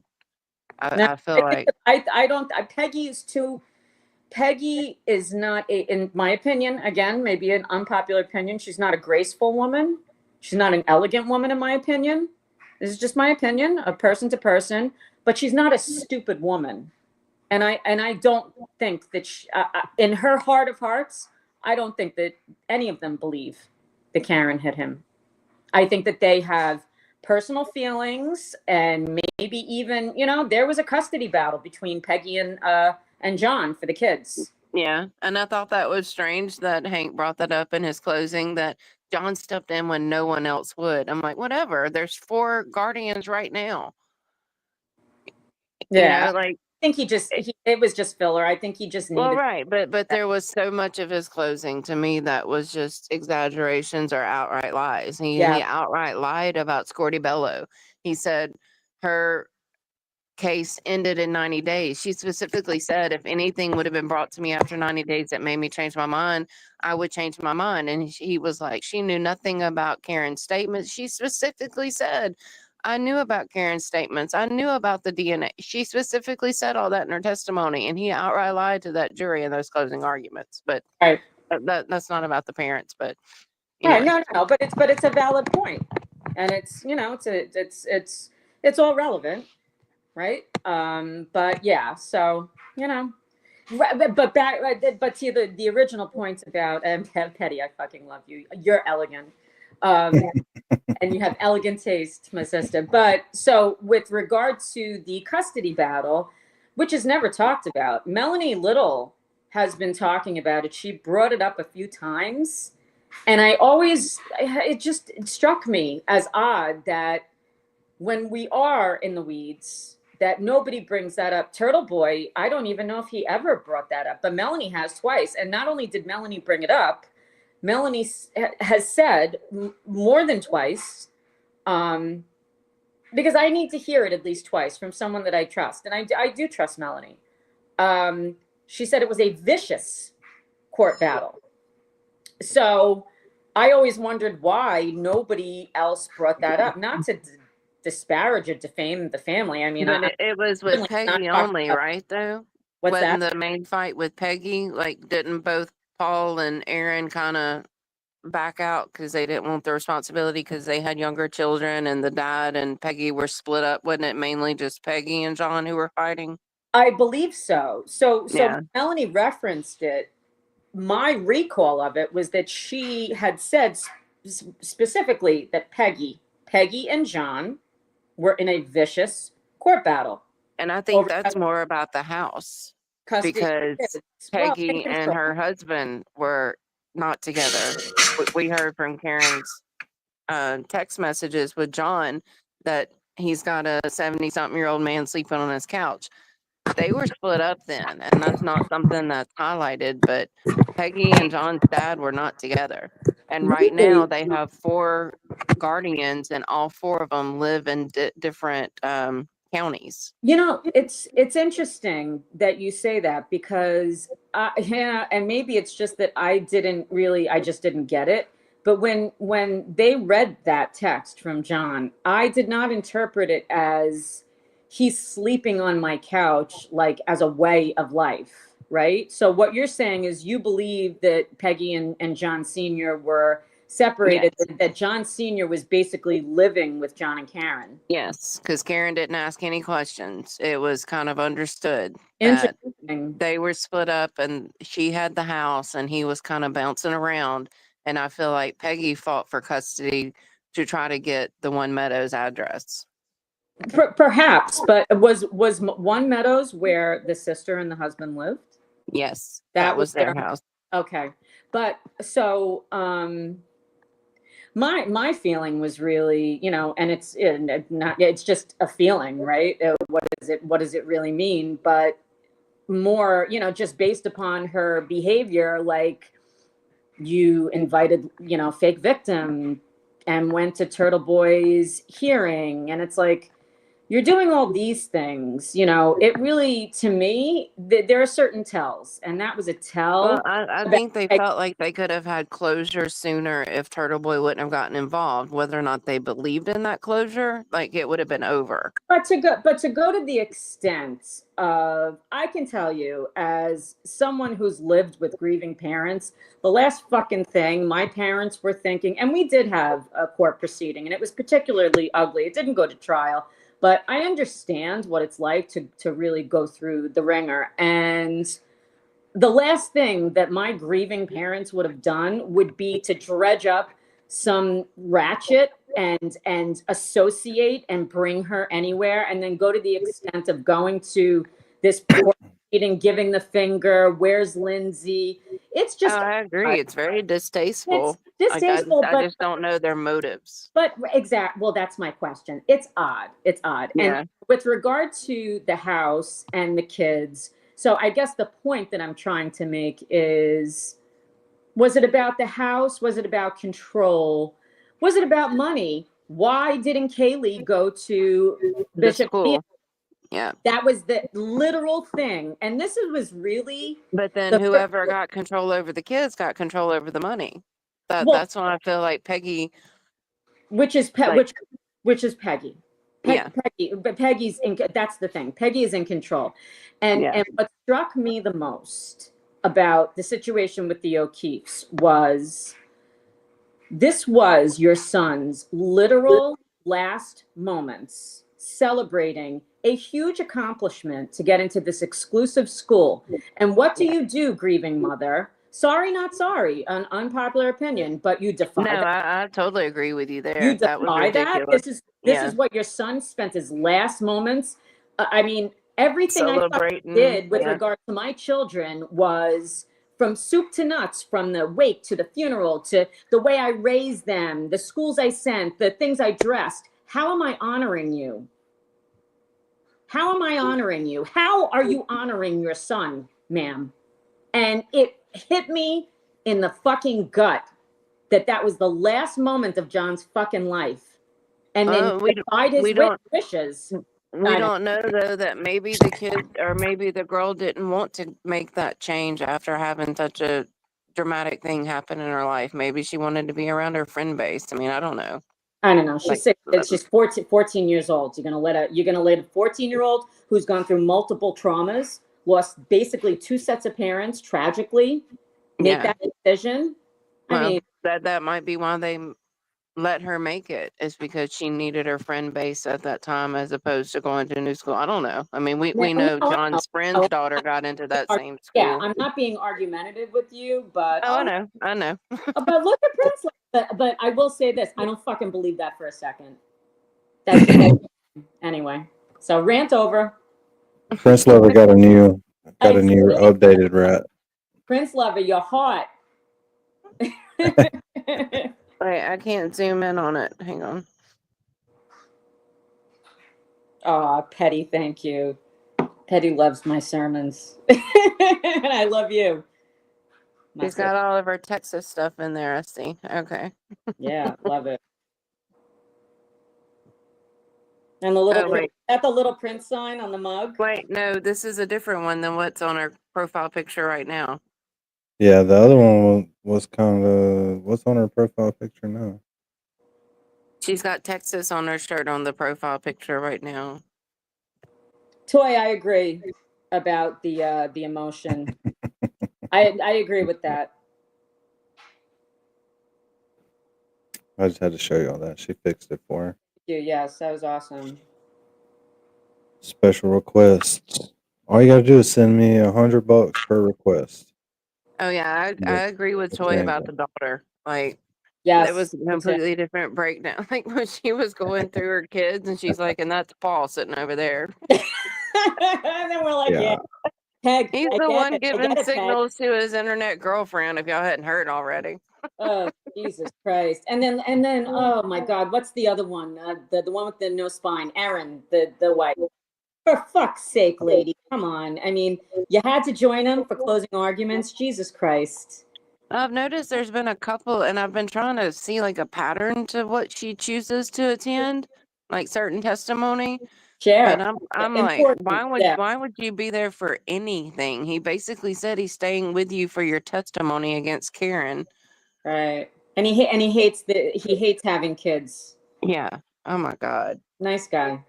That's a nice guy. Yeah. Hey, Dean. Dean, you that kid is out, son. 3. Oh my God. He answered again after a long period of time. What are you doing? Watching porn to keep you awake? Sweet woman. I just saw your comment. Somehow I believe you. I don't usually believe the things that you say, but you answered so fast and deliberately that time. What did he say that time? Yes. To watching porn? Yeah. No. Yes, sir. You gotta stay awake somehow. I don't know. Oh. Watch a documentary, maybe learn something. unless the porn is teaching you. Oh, it's a documentary, all right. I guess. Yeah, Janine, you weren't here the other night for his whole pumpkin seeding. Mm-hmm. Pumpkin seeding. Who seeded pumpkin? Yeah, Dean gets the seeds out of the pumpkin differently than other people do. He says it's easier if you leave the pumpkin in the sun all day and let it get warm and juicy, and then poke one hole in the side of it. Uh-huh. Yeah, he decorates his like cyclopses. Yeah.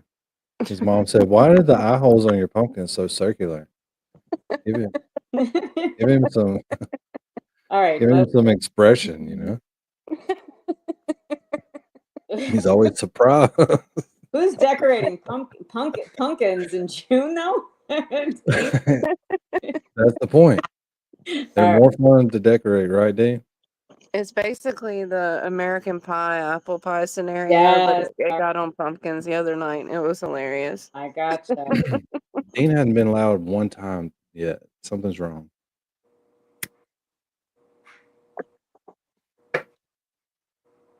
Awkward silence, Dean. Waiting on you to Dean, are you okay? Dean ain't there. See? We're Deanless. He either didn't get his Tostinos roll up or he's smoking a cigarette now. We're low on Dean right now. Gave him a new chat rat and he still doesn't stay in here. He's in here. I just Maybe don't understand if he needed do to we use need to some send the cops? Blink twice if you're in trouble, Dean.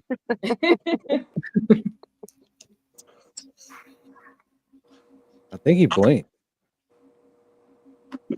I'm not 100% certain, but I'm like a Like 95%. toys turning into microdots and making the chat rats blink and stuff. Nice. You probably could if you pay enough money for the AI. Did you watch that video that Gingy posted in chat that I sent you of Alan and Alessi riding in the Ferrari or Lamborghini talking about closing statements? Oh my to Phil God. Collins. No, I didn't see it. No, I didn't see it. Can we watch it? Oh, We I can't can't. It's play got it. music in the background, but My Bobby. You can't hang mute it. on. Oh, Yeah, that Joe you don't- Cooperhead got us a Got it. copyright strike. You don't hear what they're saying, but they're basically like riding in this sports car and they're like, so how long she's giving us for opening statements? And like an hour and 15. And they're riding with the top down, hair's blowing, and it's Phil Collins in the air tonight playing in the background. Like it was cool. I'll send it to you. Did you see David Giannetti walking into court with Hanky Spanky? I didn't realize how tall Hanky is. He looks so small. Well, you could tell when him and Alessi were at Bev's bench the other day looking at the sweatshirt paperwork that Hank was a little bit bigger than Alessi is. Yeah, but Alessi is 10 feet tall to me, so. Alessi is Everybody's like super 10 feet small tall in to you. person though. Like him and AJ are like the same height, and I didn't realize that until I saw y'all's video that day. Everybody's 10 feet tall to Janine. That's true. That's I true. think Mary B. Alessi and But I meant AJ like are about. metaphorically, brother. I think Mary B, Turtle where did Boy, you go? AJ, and all them are the same. I'm here. height. Yeah. Well, you need to speak up. Don't ever make us think that you ran away again. No, I'm here. I'm just listening. We left the door open. Mary B got out. She'll I'll get in the send it street. to you in DMs, Janine. She'll get right in the street when she gets out. Oh, thank you. Mm-hmm. I Yep. can't wait. I love that. I I think really hope we can see him tomorrow, Mary. I really hope. Which one? Yours? I think he's made it a ritual to like walk over and hang out with, like, since he did that with you guys that day. Clark, you see this comment I got highlighted right here? These are the kind of comments that you're supposed to be looking out for. Yeah, but you know what I realized about Bobby? So Bobby will go into the middle. Yeah. And G and I were on the corner getting rains on, and he was next to us, And I was almost going to be like, I could have gotten around, the people next to me, but I was like, that's trash. That's fucked up. I can't do that. I like touched him last week. I mean, like, I took a picture with him. I didn't touch him that way. Oh, come on now. You were inappropriate, Janine. Yeah, and I think it's just gonna be harder for him to like get in the crowd now because there's so many people. There's so many. But yeah. They'll never get to leave the courthouse because that one video you posted where he's in the fans and then Eliza like comes over and starts taking a couple of pictures. Then people started running to the vehicle taking pictures with Alan and stuff. Like it took them forever to leave. Yeah, exactly. Well, Alan got out. He wanted to take a picture with the blue girl. That's why he was getting out to go take a picture with her, and he couldn't get to her because everyone kept on stopping him to take pictures. And she's wearing that in the heat. I mean, it was so hot that day that I had that pink sweater on. Mary B was saying earlier that's mediocre chicken parm. Yeah. No, that's not Gingy- me. No, isn't mediocre? That's Gingy? Oh, Meatball Morrissey. I'm Gingy sorry. is- Meatball Morrissey's Meatball Sketty Morrissey Skin. Sketty Skin. Yeah, my bad. Mediocre chicken parm is Gingy with one of her many names, right? Yeah. Yeah, like the one she had that had like 5 emojis in it, and I was like, "Fuck, I can't tag this shit on no iPad." Oh, the bow tie Ronnie. Yeah, the bow tie Ronnie with the bow tie. I was like, "Fuck, it take me 13 minutes to type this shit." Yeah. Yeah. She said she might come back as mediocre chicken parm though for the deliberations. I begged her for like 3 months. Please change it back to Gingy. It's so easy to tag. Aren't you mediocre? I thought I saw mediocre chicken parm in Yeah. Claire's today. Well, she was saying this last night or the night before, so she might have changed it by now. Holla. Yeah, Danny, you've got a really hot chat rat wife there. Yeah, I know. damn. Real life and in the chat world. Killing it. Killing it with my 42 subs. We had like 5 people chat today. See, I thought don't you have to sub to chat? I thought it was turned on. Dean, do you know that if it's turned on? Oh, he said he doesn't know how to do it. He's not here. He'll come by the microphone in a minute and be like, "Oh, yeah." Oh, I've been here the whole time. But Toy's supposed to check. Make sure this. I can't see it. Why can't I not see it? To turn it on and off. That's kind of fucked up. I don't know. Every channel I chat in, at least sub to, not paid subscription, but follower or whatever. So I don't know how that works. I'm not talking about paid. I'm doing. You just have to Right, like, subscribe yeah. before you can chat. But I don't see on any of my screens where I can turn that on and off and how long. Because I'd like it to be 5 minutes, not 20. But Good Cherry night, had it Robin turned G. on. Night, I'd Robin rather- G. Oh, night, Robin G. Bye. No, Robin G. Bye, then. We We're all want coming in to see you on the here. screen for that not guilty verdict tomorrow. We're coming in 5 minutes. We'll hit 3 hours. We'll turn this bitch off. Oh, we did But- make it 3 hours. Look at us go. We already know that 3-hour videos get the most views. 4-hour videos get a pretty good bit of views, so we might have to get our 420 timestamps back on the page. Maybe that's why they did it.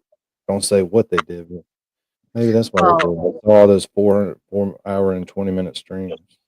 Yeah, because after this, we're not going to have to worry about other streams coming up at the same time anymore. Because we're all going to be doing different Some things. of those one-horse ponies are going to find it hard to move on to something else. Yeah, That's that's why not our rat daddy's already on Coburger. Toy's already got all the research notes going. Oh, so Koberger, did anybody see I actually was watching sometime, not all of it, but he's a little obnoxious, but I do like him, Gray Hughes. He has done amazing work. I mean, he's totally Delphi, Richard Allen is guilty, but in terms of Koberger, he did a lot of good work with Delphi. Honestly, he digitally he reconstructs, and he did the whole reconstruction with the Idaho 4, the King Road. Right. So he thinks Richard Allen is guilty, but Koberger's innocent? No. He thinks both of them are guilty.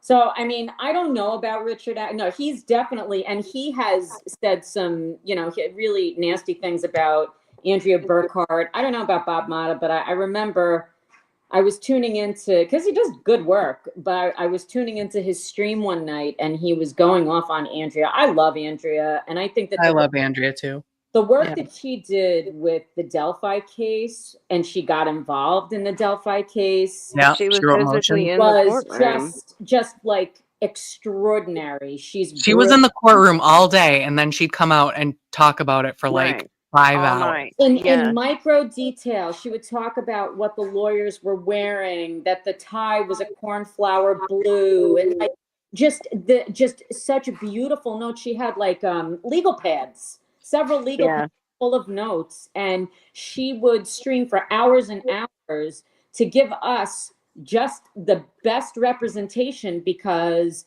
it wasn't televised and that trial was not fair. Richard No, Yeah. wasn't. may be guilty. I don't know, but I know that he did not get a fair trial. Yeah. But If so the judge in that case would have been fair, I think it would have been a different outcome. yes, and it should have been televised. It should have Yeah. been. But in terms of so he's been critical, but he did interesting stuff reconstructing the bridge and the bridge guy even before some of the later photos had come out. But with regard to Koberger, so the house, because it's multi-leveled, he constructed based upon, I guess, photo. I don't know where he was getting the photos from. Honestly, maybe he was getting them from police photos. I have no idea, but he did this amazing reconstruction, and then in his recent stream, he was talking about there is the DoorDash driver that was delivering to Xana. One second, Janine. Is it like a 3D, like computerized model, or is Yeah. it like an actual fabricated built model? No, I think it's a 3D. I think Because I know the court has an actual like 3D built model. They called it a dollhouse, like inappropriately one day during the proceedings. right. But they have that they're going to be showing Because to the jury.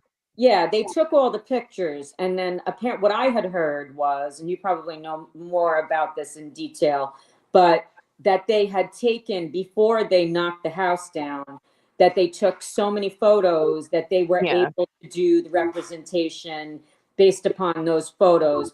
I don't know if Gray Hughes did it based upon that. I don't think so. I think he did his own. I don't know where he got the information from, but What is he?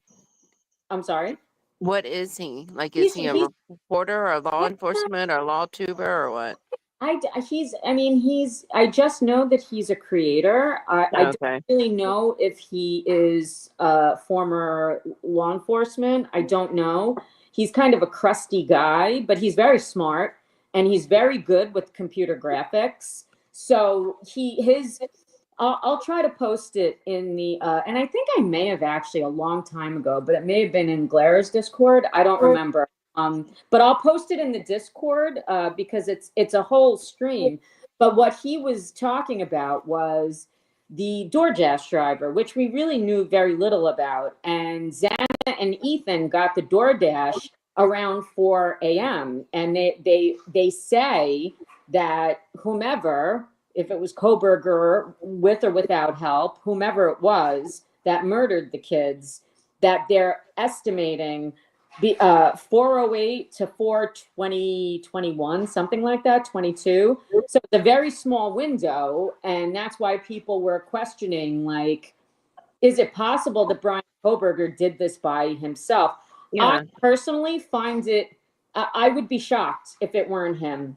I'm going to wait to see what the defense is. I'm really, really Curious. I feel like this is one of those cases that we hardly know anything about. I think Yeah. so much is going to be brought out in trial that Yeah. no one has a clue about. So I'm reserving my opinions. I just Yeah. find it hard for that window of time, Right. but also that he had no injuries. Well, the Like same he with, didn't slice his hand and right. leave blood DNA somewhere. Same with Richard Allen, though, because Richard Allen had Richard Allen, I do not believe could have committed those crimes a teeny, alone. I don't yeah, feel like he but a could have teeny tiny, staged those bodies alone. right, right. He had a teeny tiny window, and there were so many other pictures of, you know, people had seen other people that resembled the Odinism. They didn't allow Third suspects. party culprit. They Yep. didn't allow the third party culprit. There was a lot of fuckery. There I was, mean, they almost didn't allow him his defense team, which is just unheard of. yeah, they got rid of the defense team, and Bob They Mott had to, has yeah, befriended them because Bob Mata was there too, and Bob Mata yeah, was there for Mrs. Allen, Kathy. As a matter of fact, the day of the verdict, he walked her. yeah, yeah. I watched all that. Yeah, it was really something. But yeah, he did an excellent interview series with Andrew Baldwin and Brad Rosie and Jennifer. I forget her last name, but the three Attorneys. defense attorneys. Yeah. But with regard to Koberger, right? So that's my thing. Like, how could he have done it in that window of time? There were so many inconsistencies, but with Koberger, there's one more thing that really, I don't know. It's his car. It's the dings with the phone, and then it's the picture that he took that day. And I mean, I know he could have taken a picture because he got a new job, he got a new shirt. Do you know the picture I'm talking about? He took a selfie in a white shirt. I have not heard about the picture. I am reserving judgment for because I have no idea what the defense. I am so curious as to what defense Ann Taylor presents. So, but anyway, but Gray Hughes showed the some kind of a video of the woman who was the DoorDash driver, and yeah, it's just interesting because we hadn't seen her. So there's some kind of a tape, and she was lamenting that now, you know, her husband had been shot and killed, which is weird, in 2013, and now they're just I think they're just prosecuting the case, which to me is wild because it was so long ago. But then now she has to be a witness. But the interesting thing is that she said that she saw him. The DoorDash driver supposedly saw the murder, saw So Kohlberger. true. She's telling the truth, or if she was in shock, or who knows. But they did overlap because she dropped off. I think the time, I may be mistaken, but I think the time was 4 for sure. It was 4 minutes and four. But I mean, even according to his phone data, he had been sitting out back for a while. So if she could have seen him even before the supposed murders began. Right. Well, that's what Gray Hughes was speculating as to whether he moved one of the times that he circled around because she pulled up, and whether he could have seen him. So it's just interesting. But the Kohlberger trial is going to be, I think, whacked. It's going to be wild. Like, that's definitely a good one for us to follow. Like, I feel like it's the one that we absolutely know the least about because it's so tight-lipped. I think there's going to be some bombshells. Right. And it's coming. It's going to start heating up because it's supposed to start. Although, if they stay it, do you know anything about that? I heard that they were supposed to, give an extension past August, but it was supposed to start now in June. And then they stayed it until August. And now I think that they're saying that they want to push it back further. So I don't know. But the genealogy DNA is still allowed, right? Like, I know the defense has filed many motions against that, but right now it's still coming in, right? As far as I'm aware, I haven't heard anything to the contrary. That episode I watched of Lawyer, where Kohlberger went and searched for the knife and the knife sheath again after the murders, like, that was really Right. interesting to me. Right. To replace it almost, right? Yeah. Like, yeah. Which, I mean, guy, how fucking dumb are you? I mean, but good Well, thing I he mean, he did. can always argue it was stolen and he wanted another one, but I mean, still, like, that was just really interesting to me. And he Right. also Googled himself the same way Jim McCabe did. Yes. Yes. Right. He did mention that in the stream. That's right. Definitely going to be interesting.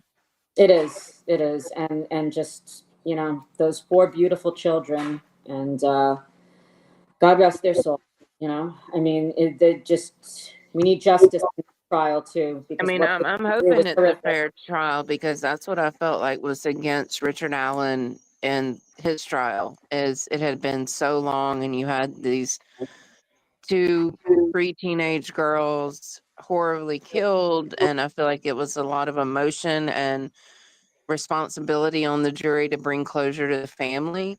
Yeah, needed a scalp. Along with the Right. stuff with the judge, I feel like, it definitely was not a fair trial. So I'm just hoping Koberger's will be fair and it won't be just based off of emotion. Right. Well, first good sign about that is that it's televised.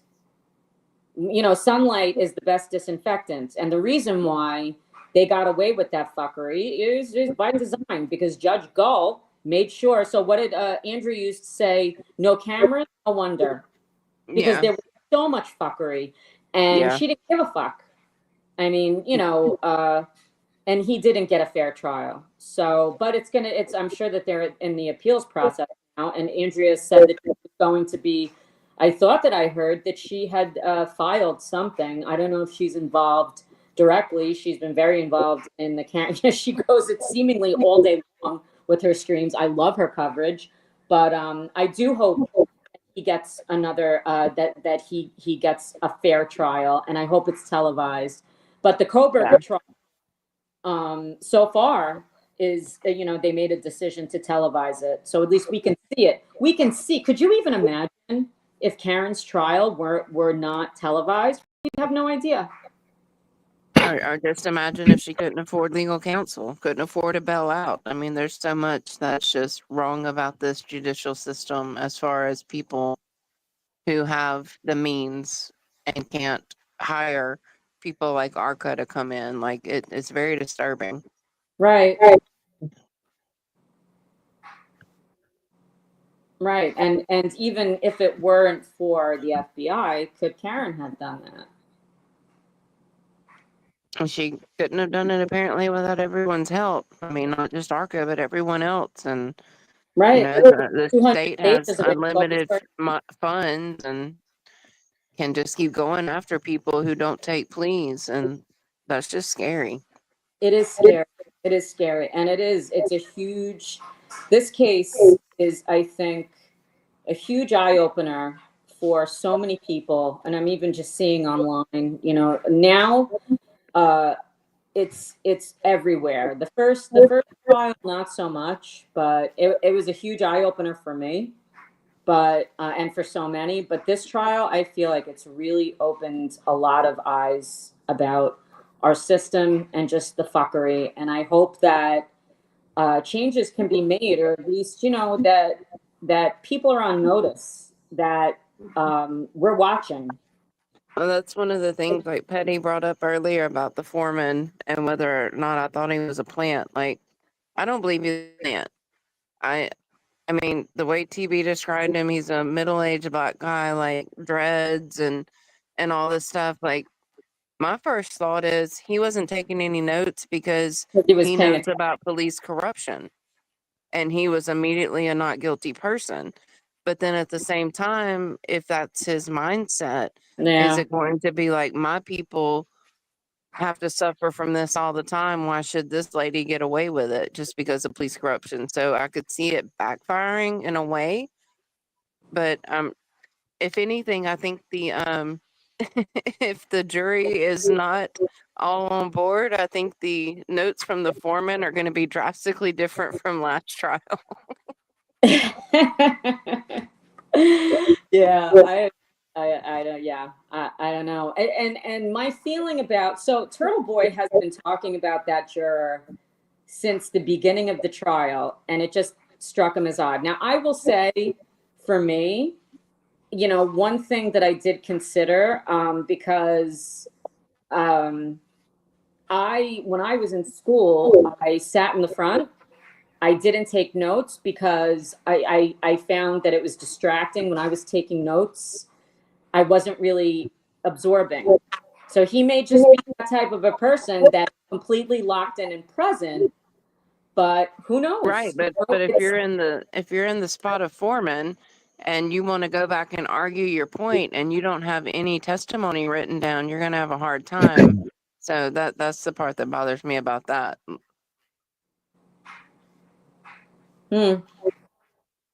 Sorry, I'm listening to y'all. I'm just trying to get into YouTube Studio to look at this so I can figure out how to change this chat. Make sure people subscribe before they can chat. You know what I mean? Yep. You know. Yes, brother. We know. Yeah, no, that's it. It's just that's going to be interesting. So yeah, I just hope that we could. So that would actually be Gray Hughes has good content with regard to Koberger. If you know, if you're so inclined, I think that that would be a good case to cover. Why not? No, and Gingy, I'm not saying that no one in that jury's a plant. I just feel like when the last trial, when you literally have the foreman being an ex-police officer who had been hit by a car, given he was now a PA who should have known the medical injuries did not line up with a vehicle pedestrian incident. I'm not saying that no one in there is a plant, that no one in there is not going to hang the jury, but I feel better about the foreman this time. Yeah, I don't know what to think. Guess who's going to bed? Sweet woman, I hope I see you tomorrow. Love you, girl. Have a good night, sweet woman. Yeah. Hopefully you're there for a not guilty Thank you verdict for hanging. tomorrow. Thank you Yeah. for hanging out. I Thanks should for hanging out with the little guys. I should actually get going too. I have to. So I have a big trip in the morning. I have to wake up. I want to try to get there earlier because the last few times, like last time I went, it was raining and I overslept and like I hit so much traffic. So I got there at like 3, but I still saw them come. You know, I was able to hang out for like an hour, but it was a short day, and then I just turned right back around and went home. But tomorrow I'm going to try to get there a little bit earlier. I think Mary is going to be there earlier too. I have to. But is it supposed to be raining tomorrow? Because I've heard that it was, like that it might Yeah. affect the crowd tomorrow. Not as much as last week, though. Oh, okay. It does. I have to find my umbrella. God damn it. I packed everything last time I packed, and I was there for like an hour. I packed extra clothes. I had extra rain boots, everything. And then like I didn't have an umbrella. I was like, oh, I was so proud of myself. So I have to find my umbrella. I always put them in places that I'm like, oh, I'm gonna remember to take you with me. And then I forget where I put them. Hey, Yep, people story are of my talking life. about the jury in the chat, and I feel like I posted Turtle Boy's breakdown on X today about the jury, and that made me feel much better. Like pretty much 75% are 30 or younger, and there's 7 women, but 5 of those women are under 30, and I just feel like they will get it better. Like as far as the text messages go and the like the stuff with Higgins went, and I feel like more on this jury will understand the possibility of police corruption better than an older jury would. So after reading his breakdown today, like he really wasn't concerned about any one of them, but he just said based off of last jury's demographics, there's 1 or 2 that kind of fall into that. There's a white woman who is in her 50s, who last time in that demographic would have been a guilty voter. And then there's, I think he's the smirker, as they call him, the man who's in his 40s that he's kind of concerned about. But as far as 12 people saying guilty, I don't feel that at all. I Like see it at all, but I think Yeah. at this point, so last time I was relieved when they hung the jury because I was just shocked that they didn't acquit right away. And I remember just waiting and waiting, and I was like, fuck. And then I was like, oh, at least it's a hung jury. She's not going to jail. This time, like, that would be I mean, yes, obviously we don't want a guilty, but it's like, I mean, having to go through this again. I mean, could you even Well, imagine that yeah, her and her family enduring this? I mean, I feel like it's going to be a lot for us. And we're like, have no kind of involvement, basically. We're just onlookers. It's like, I can't even imagine, like, what's going to happen. I don't even want to think about it, but. And I feel like that's why they went with OUI this time, was if any juror is wanting to charge her with something, that they would charge her with that. But I'm really confused after the jury instructions today that they can even just do that and not the other counts of 2, or if they hang on the OUI, that they can retry her on all of the counts of count 2.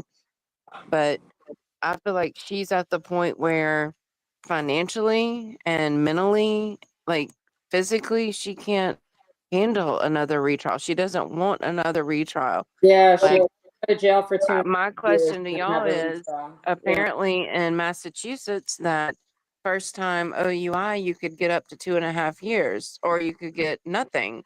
Right. If she's guilty of OUI, what do y'all think Bev will do?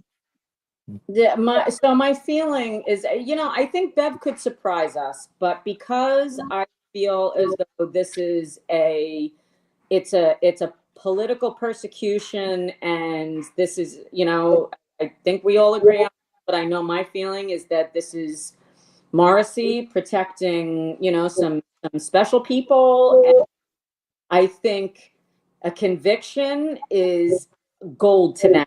They can say, I got a conviction, and the more jail time, the better. So I feel as though Bev would likely, I don't think Bev gives a fuck about how she appears, because based upon her rulings and based upon her demeanor, I don't think she cares, and she knows that she's out in a few years. I think Scott McGinnis said that she has a few more years and then she's out.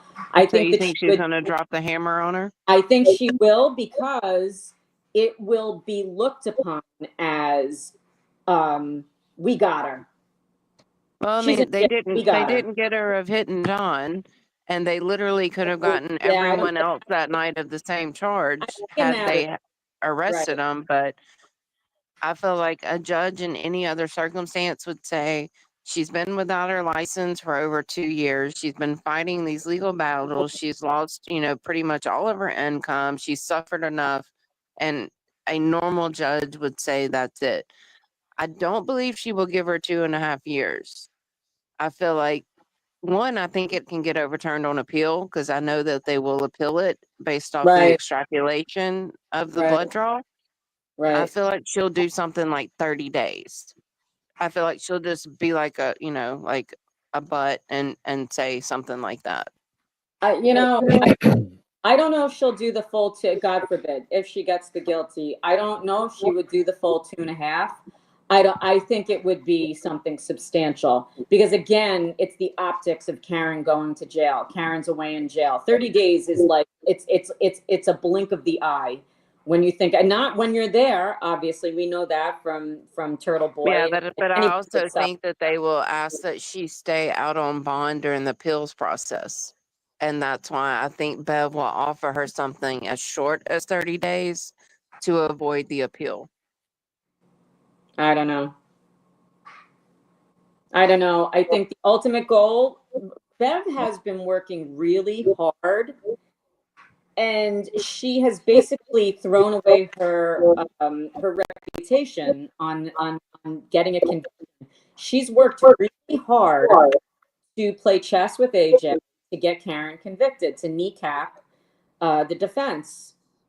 And if there is a guilty verdict, it's because of it's because of that. So I think Bev is invested, and I hope, God forbid, I hope it would be something like that. That's my hope.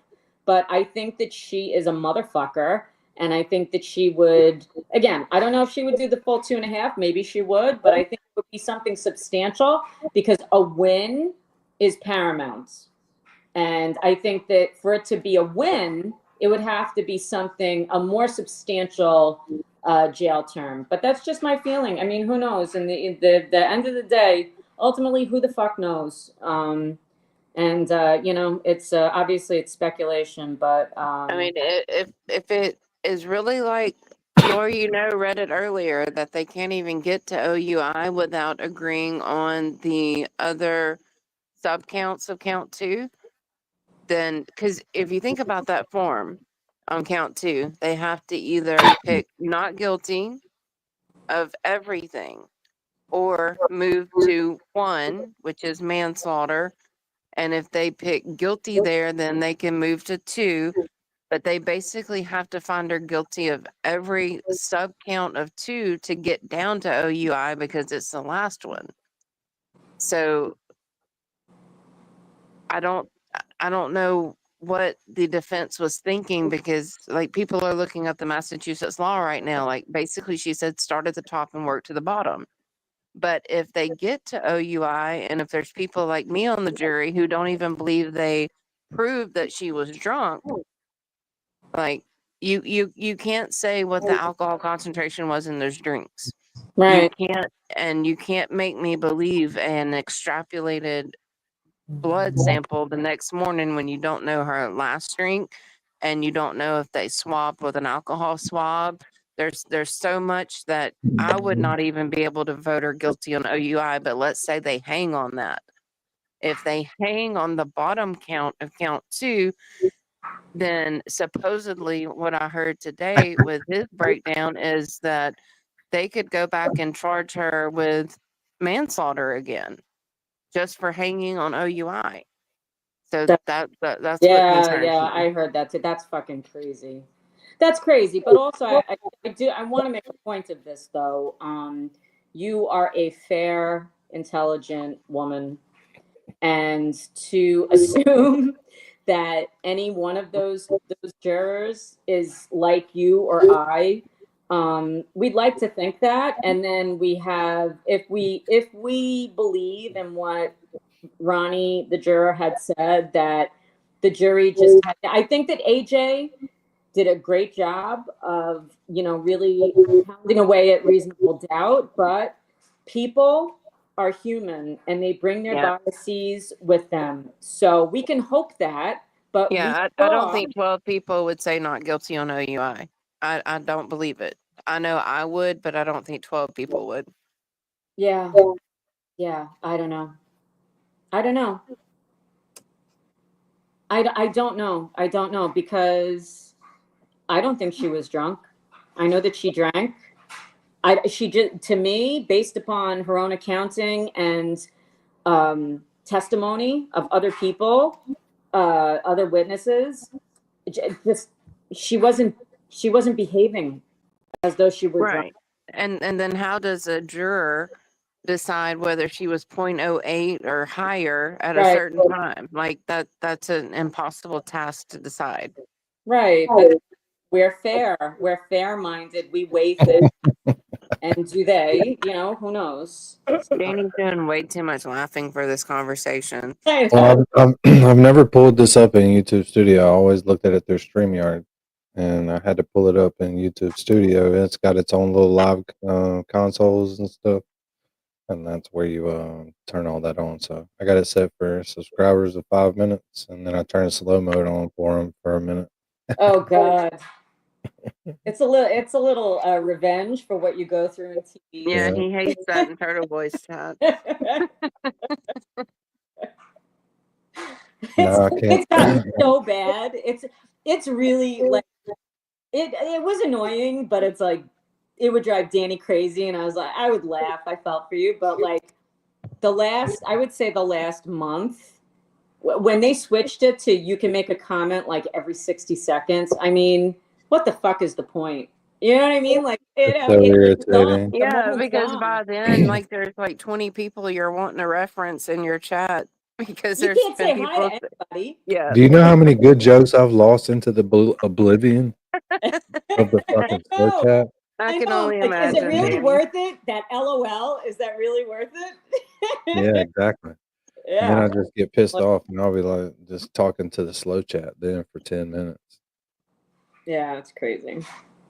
Anyway, so Yeah, Are we'll you what's see. watching him on? right now? Let tomorrow be the day, brother. No, I'm sitting here Listen. playing with all this fucking controls on here that I hadn't messed I don't with. know what he really has to say tonight, but I mean, I'm going to watch him anyway, but I know that it's not so enticing that I had to leave here to go watch it, but But this is pretty cool. I can watch the live analytics, so it tells me concurrent viewers and the chat rate, and Oh, nice. the chat rate is the rate of the stream at the most recently available time. Mm-hmm. Shows you how many views you've got. Some more stuff for you to obsess over. All right. No, it's all the stuff it gives you in like a weekly Case report. in point. It gives it to you in a weekly report. But like this stream, it'll get like 40 or 50 hours of view time. So I've got 48 Analytics. hours of view time on this video. So that's how we're gonna build it up quick. Nice. have we done a Dean welfare check lately? Not in a while. How does one do a Dean welfare check? You Is just this like scream, Dean, a Dean, Discord check? Dean. How about everybody calls him on Discord and annoys the fuck out of him? Answer us, Dean. Otherwise, we'll torment you. It'll be Bach. He will. He will. But I'm glad y'all hung out with me again. Yeah. Always a pleasure, Danny. Yeah. Thanks, brother. We'll end this stream with 70 views, so we'll see how many it gets after the stream on our rewatch crew. Nice. We got to expand this thing. I thought we were gonna. No, I guess I thought that subscribe to chat was on already, so I thought those people had to, like Zep and them. I thought they had to subscribe. I think Cherry heard me say something about the 20 minutes and turned it off instead of just turned it to 5 minutes. She's fast. But Mary B, what's that thing? What time is it, What Danny? time is it? Puff puff pass. True crime chat rats. Let's go. Puff puff pass. True crime chat rats. All across the world we coming through like that. Taking all the facts, put them in a trap. Cause we coming through like that. When you see the scene, I'm a rat. I be rolling with my rat pack. With my rats chatting about the crimes, the players and the evidence. Where it all went bad. Taking all the facts, and we bring them to the chat rats. True crime social, where we be every night, doing everything we do for the truth. With my rats chatting about the crimes, the players and the evidence. Like it all went bad. Taking all the facts, and we bring them to the chat rats.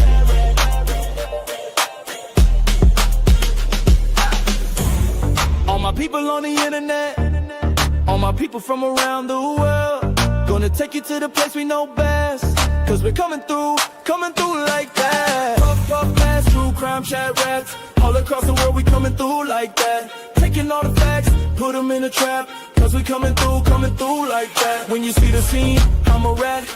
I be rolling with my rap pack. With my rats chatting about the crimes, the players and the evidence.